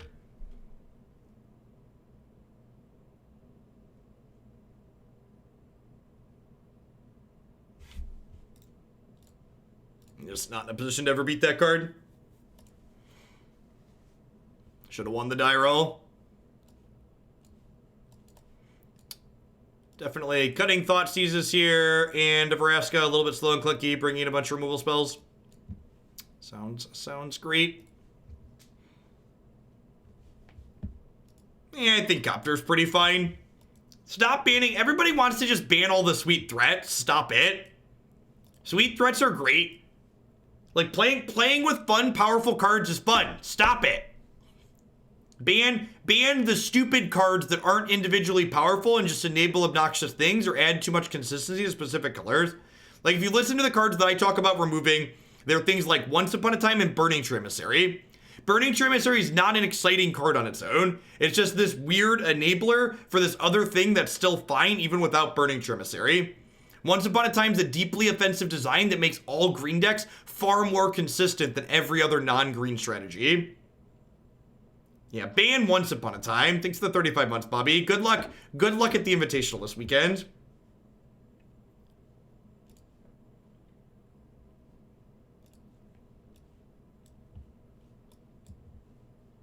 Once Upon a Time's not a powerful threat. I agree it's very good, but it's not a powerful threat.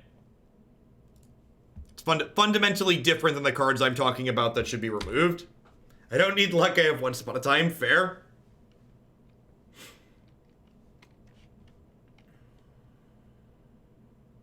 I think Nykthos is fine. I think Nykthos is a great example of something that's sweet and novel. I think Nykthos is the type of card that's fine to keep legal in the format.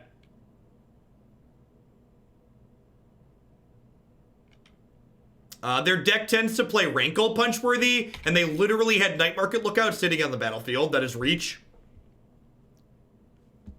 Another part of the reason I blocked was because I'm not winning that game if they have a removal spell regardless, because they're just going to kill one of my wolves post-combat, and then I can't win anymore still.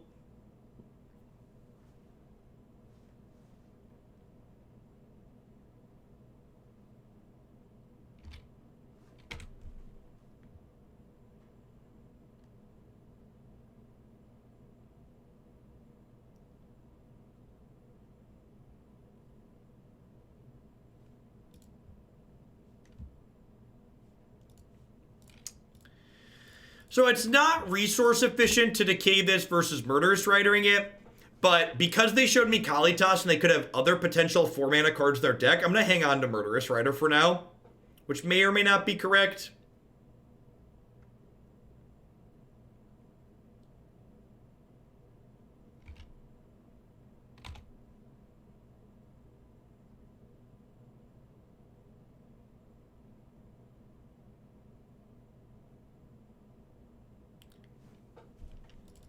I think they'll probably tell you that Field technically wasn't an emergency ban because they announced it in advance, which is some nonsense semantics, but I bet people at Wizards of the Coast don't view the Field ban as being an emergency ban. Would be my bet.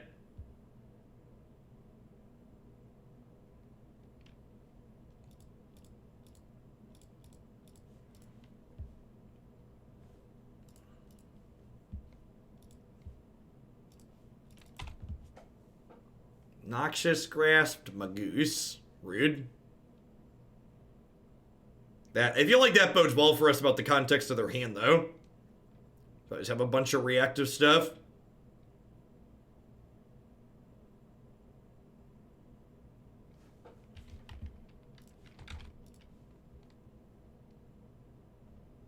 I'd like to thank everybody for hanging out here today, by the way. We're up to almost 1,100 people here already, making us currently the most watched channel in the Magic category on Twitch, playing on Wizards of the Coast premier play client, Magic the Gathering Online. They announced yesterday that over the course of Thanksgiving week, there will be a Pioneer PTQ on Magic Online every single day. So over the course of 10 days, Magic Online's going to have 9 PTQs. Magic Arena gets 1 competitive tournament every 3 months, and Magic Online gets 9 of them in 10 days. Very easy to see which client gets more support from Wizards. In regards to Once Upon a Time, the only blue spell that looks at 5 cards is 2 mana is Peer Through Depths. Yep.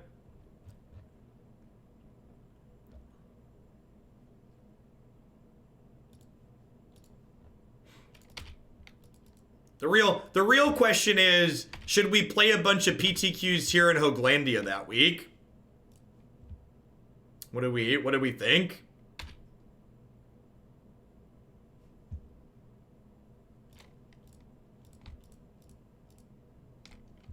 Based on the schedule, I think I could play PTQs 4 of the 5 days that week.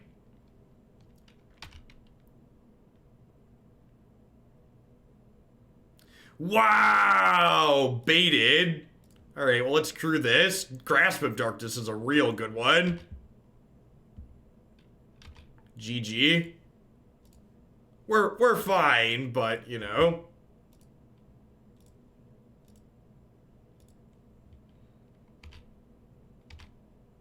They do have 4 cards in their hand. Like, we're a little ahead on board, but 4 cards in hand for them is kind of terrifying. Hey, yeah, to the person who asked me if I saw your shilling bump, I have a dashboard at the end of the stream that lets me pull up all the shilling bumps and bit bumps and stuff like that. That's actually another reason I'm no longer taking sub gifts to interact with the deck queue, because there's no dashboard that lets me keep track of what sub gifts are for.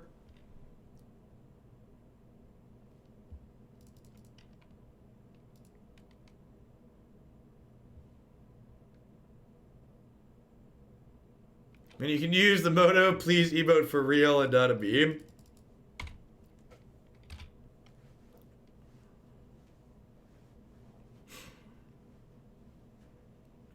I'm doing all right, Kid Martin. It's looking like this league's gonna be a 3-2, but that still pays for itself, so you know, hard to complain too much.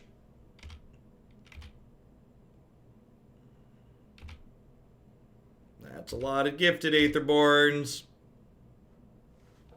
Sick.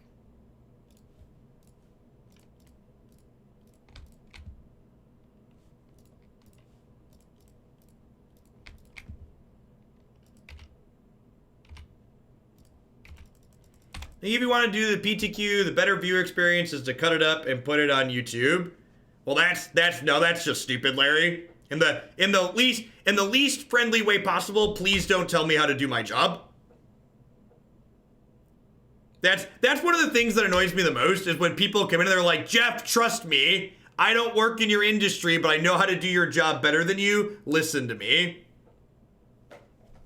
It's like, really? I promise that streaming on Twitch is better than making YouTube exclusive content.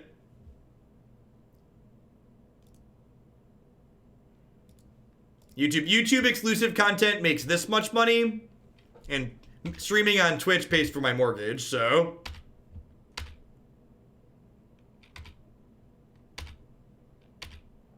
I'm gonna hard pass on saying, and actually, just to like iterate how stupid of a comment that is, that like streaming the PTQ is a bad idea. When Todd Anderson made the finals of the first Pioneer PTQ, he had 4,000 people watching him play Magic Online on Twitch.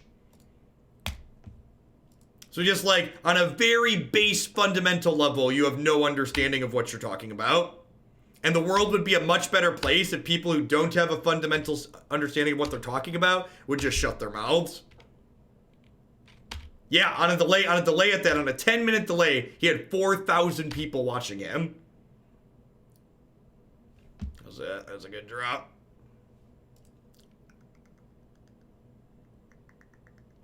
All right, I think I'm gonna pass here. I think we can maybe bait them into making a mistake here.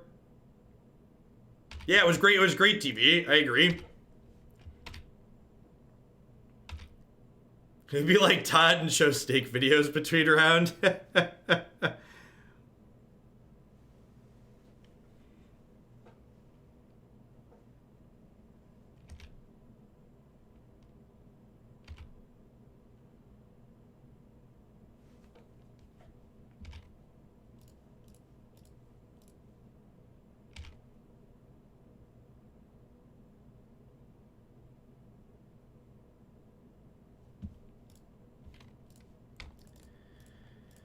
So they sacked the zombie to make their thing bigger. We swift ended in response. We take 1. Their thing does not get bigger. Running Murderous Riders here might let us pull this game out. I'm going to keep holding on to this food for now, because if we draw a Wicked Wolf, the food's potentially... Was that a good draw, chat? What do we think of that one? Was that one good? That's a good question for us not in the know.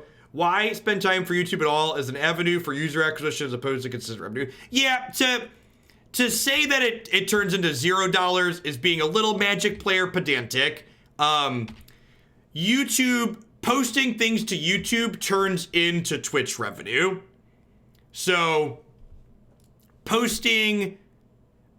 I think part of the reason why I'm the most subscribed to Magic streamer on Twitch is in large part because there are a number of people who subscribe to my channel who don't actually watch live very frequently. In fact, if you've taken one of my sub polls before, you'll know that one of the questions on there is, where do you watch? Where do you watch? Hey, thanks for the 19 months thump. Yeah, I try to do that, Thump, but there's just I have to click on my card so often I can't do that all the time. So I'm trying, but it's just not always possible.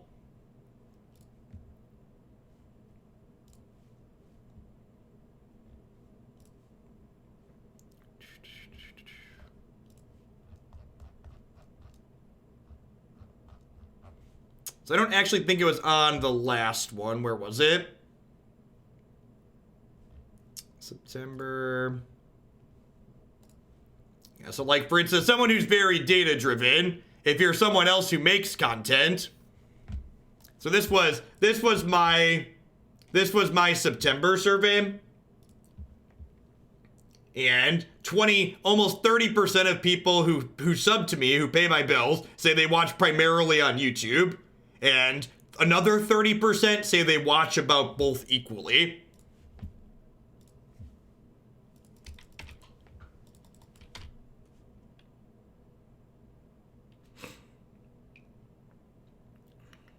So they played a Rankle here.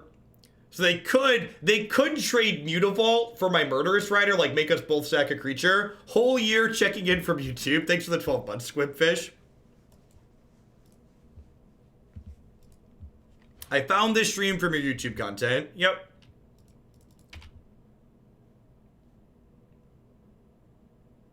Would not be surprised to see them activate Mutavault to make us both sacrifice here.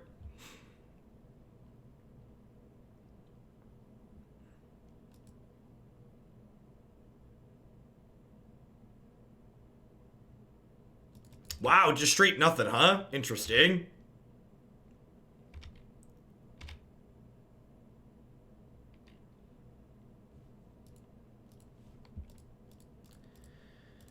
All right, so do I want to hit them to 4? I could just crew this heart and hit them to 4, right? I think that's the line.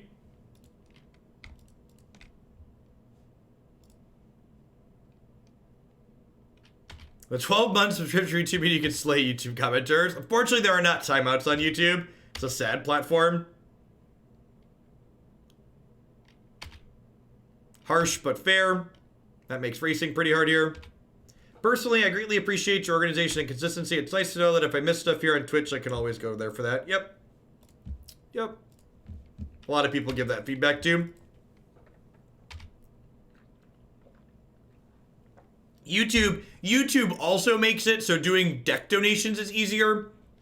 I think one of the other reasons other people don't have quite as many deck submissions as I do personally is because people don't repost to YouTube, people have to be able to watch their deck submissions live, basically.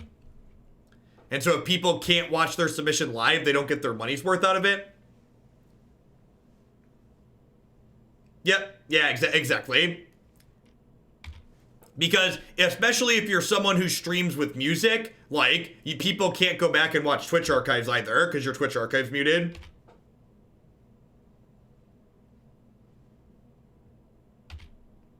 Like I think there's a reason why, like, I have more deck donations than, like, every other person who does deck donations combined.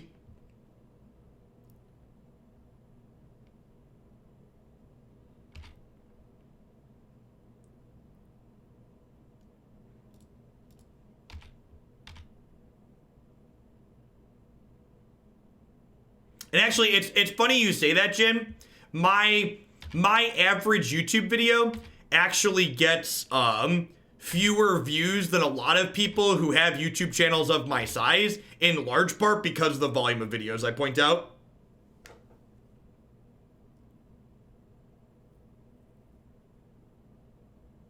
So, I think I'm actually supposed to kill Knight of the Ebon Legion here.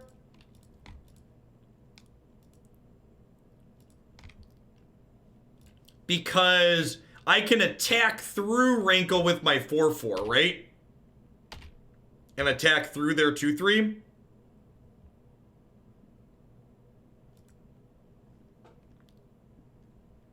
You want to take a shot every time they say Witch Hunt. That's probably not good for your health. I'd recommend not doing that for health reasons. Just fight the OP's face, easy lethal.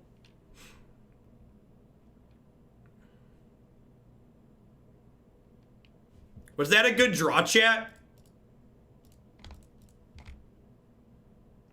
What do we think?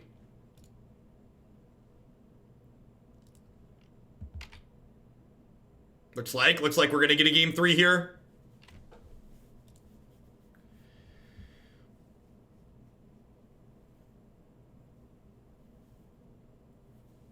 Green is so pushed at the moment, I'm surprised Wolf can't go to the face. Am I supposed to have Yahenni's expertise in my deck? I don't know that I am. Heart of Kiran seems a little bit medium. They have Fatal Push and they have Grasp of Darkness.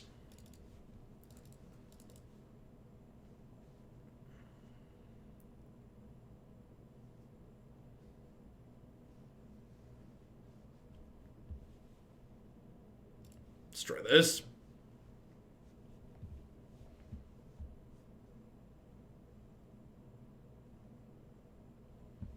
Don't worry, Marty, I love you. There's the attention you desperately need, Marty. And actually, Marty, your notification didn't pop up. Where's my activity feed dead? Weird, the Twitch activity feed, like, on the Twitch dashboard itself, literally just stops working at random sometimes. It's like, stops populating. This is a little bit slow, but the spells are good. My opponent went to 6.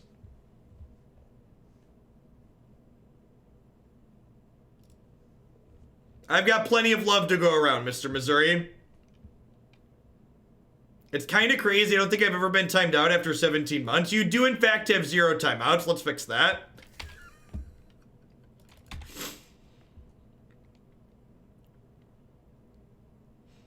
I don't want you to feel like you're on the outside looking in.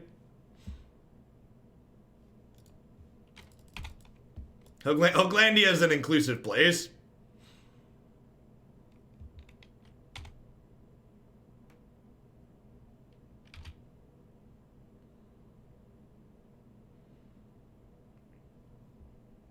Alright, I was about to complain about Woodland Cemetery, but then we drew an Overgrown Tomb, so God bless. Now it looks great. Am I just playing Scavenging Ooze? I think I'm just playing Scavenging Ooze. If they don't have a third land, Scavenging Ooze stops Knight from attacking. It probably just eats a removal spell, but that's fine too.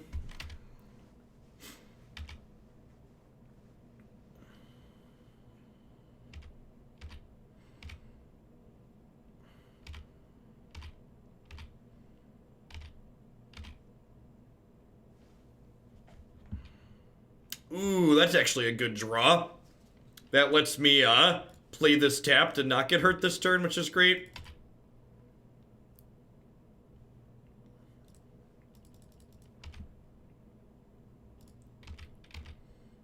And I don't really want to... Trophy's kind of awkward against these aggressive decks. You don't really want to use it super early a lot of the time.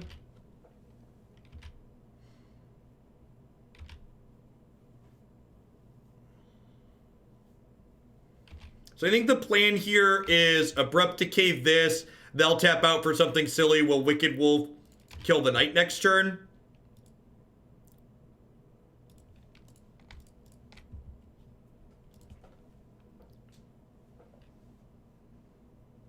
The dexterity of mods is underrated as they frequently hit moving targets in chat faster than they can read their comments. Fair. Our mods, the mods in Hoaglandia are real good, to be fair. Vraska's an excellent draw since they didn't commit anything else to the board.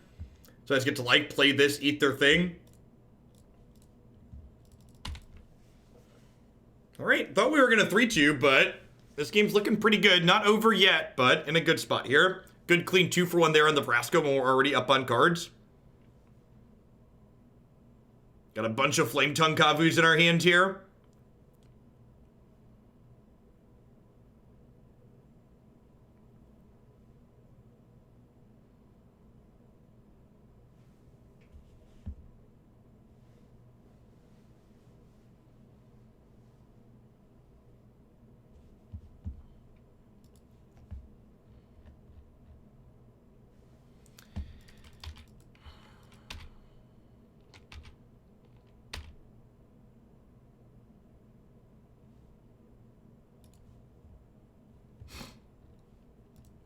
Is it worth it to Trophy Castle to stop them from drawing cards later? Maybe if I get an opportunity where I don't use mana to do something else, that could be okay. Maybe.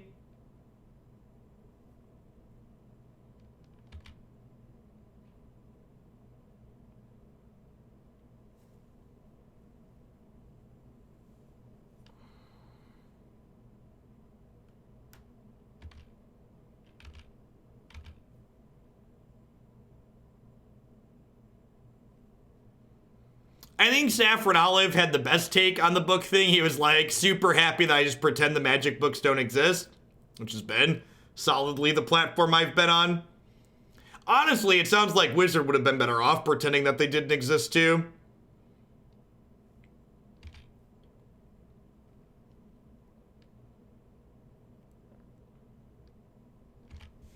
Murderous Rider, the Smuggler Sculptor here. Before they get to loot with it. Bye, Felicia.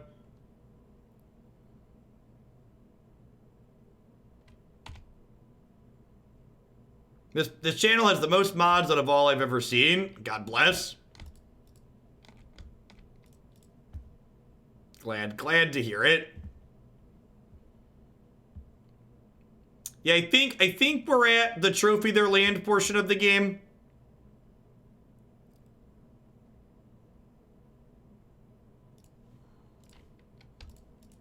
So they can't draw cards.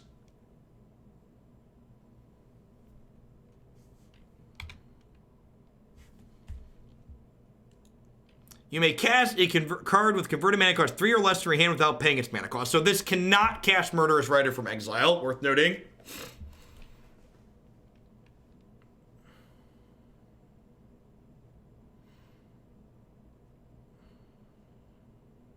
I agree that the art on this is great.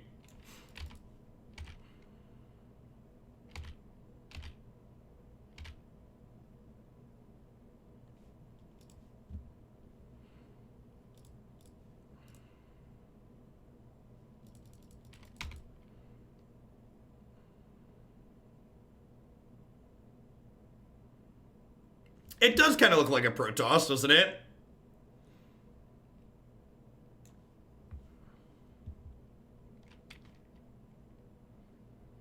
I did read all the old Magic books as a child. Back when? Back when the Weatherlight was the storyline that you cared about? Oh, the Weatherlight. All right, so we're going to roll this back and get Scavenging Ooze here. And we're going to go ahead and clean these folks up.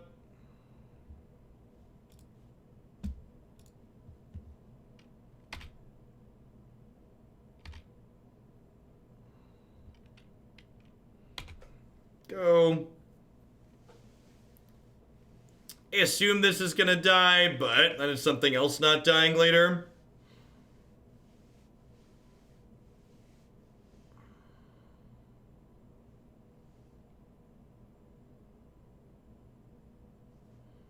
I think Yahenni's expertise is fine.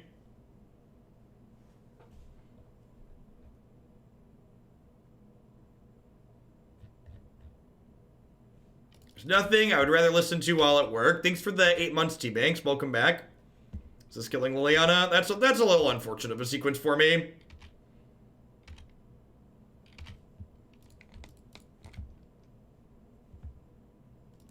Sure.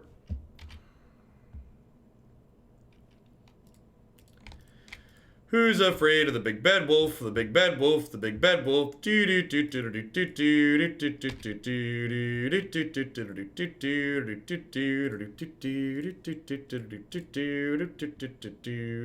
Our hand is, in fact, pretty wicked. I agree.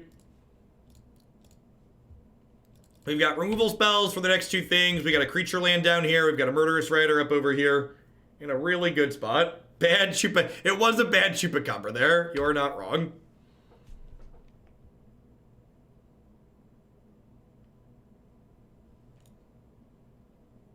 Excuse me? Excuse me? What? What?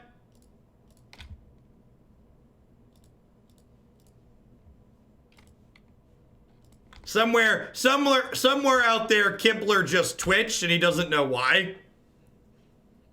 I am from the United States of America.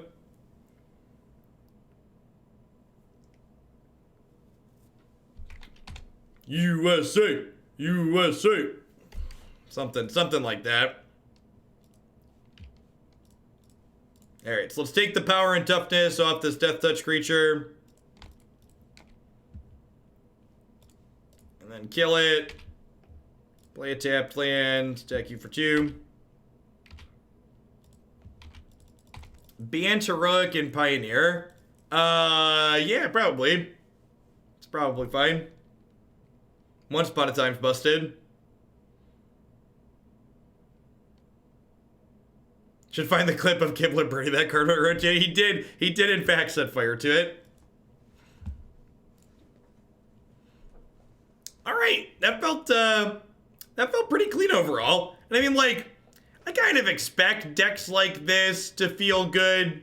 It's just like a pile of good cards, right? I think my one comment on this is, I think 4 Vraska Golgari Queen's too many. I think I'd cut one of her and slide another Scavenging Ooze into the main deck, because Scavenging Ooze was like super good in all those games that we played. I'm not sure how I feel about Expertise versus other sweepers. Like, someone had mentioned Ritual of Soot, and I think that card's probably very good. I think I'd probably try and Coward split it. I think I want a 4th sweeper in the sideboard, because our one loss was to, like, double Burning Tree Emissary draws, and, like, having a sweeper is our best chance to be competitive against that. So I think I'd try 2 Soots and 2 Expertise in the sideboard, slide that last Scavenging Ooze into the main deck, that 3rd one there, and the rest of this felt very reasonable, though. Again, like, decks that play green and creatures are just better and more consistent than decks that don't play green and creatures in Pioneer and Standard right now. I really hope they eventually ban Once Upon a Time, but as long as this card is legal, it's going to make these green decks much better than decks that aren't green. The Last Bridge Burner, thank you for the brand new Prime support. I appreciate that. Welcome to Hooklandia. Thanks for keeping me around. Hope you're having a good one wherever you are. In fact, thinking about it, yeah, I definitely... I was editing these decks last night, and I definitely forgot to put 4 Once Upon a Time in this enchantments deck. So we're gonna do that a little bit later. This is the 3rd deck we're gonna play today, but I'm gonna add 4 copies of this to this deck before we play it. All right, up next though, we've got another Sultai deck, which has 4 Once Upon a Time in it. I'm gonna play some Sultai Scarab God here. Got some Frilled Mystics and some counter spells and stuff. We're going to do a quick ad roll before we dive into this one, though. Thanks for hanging out today.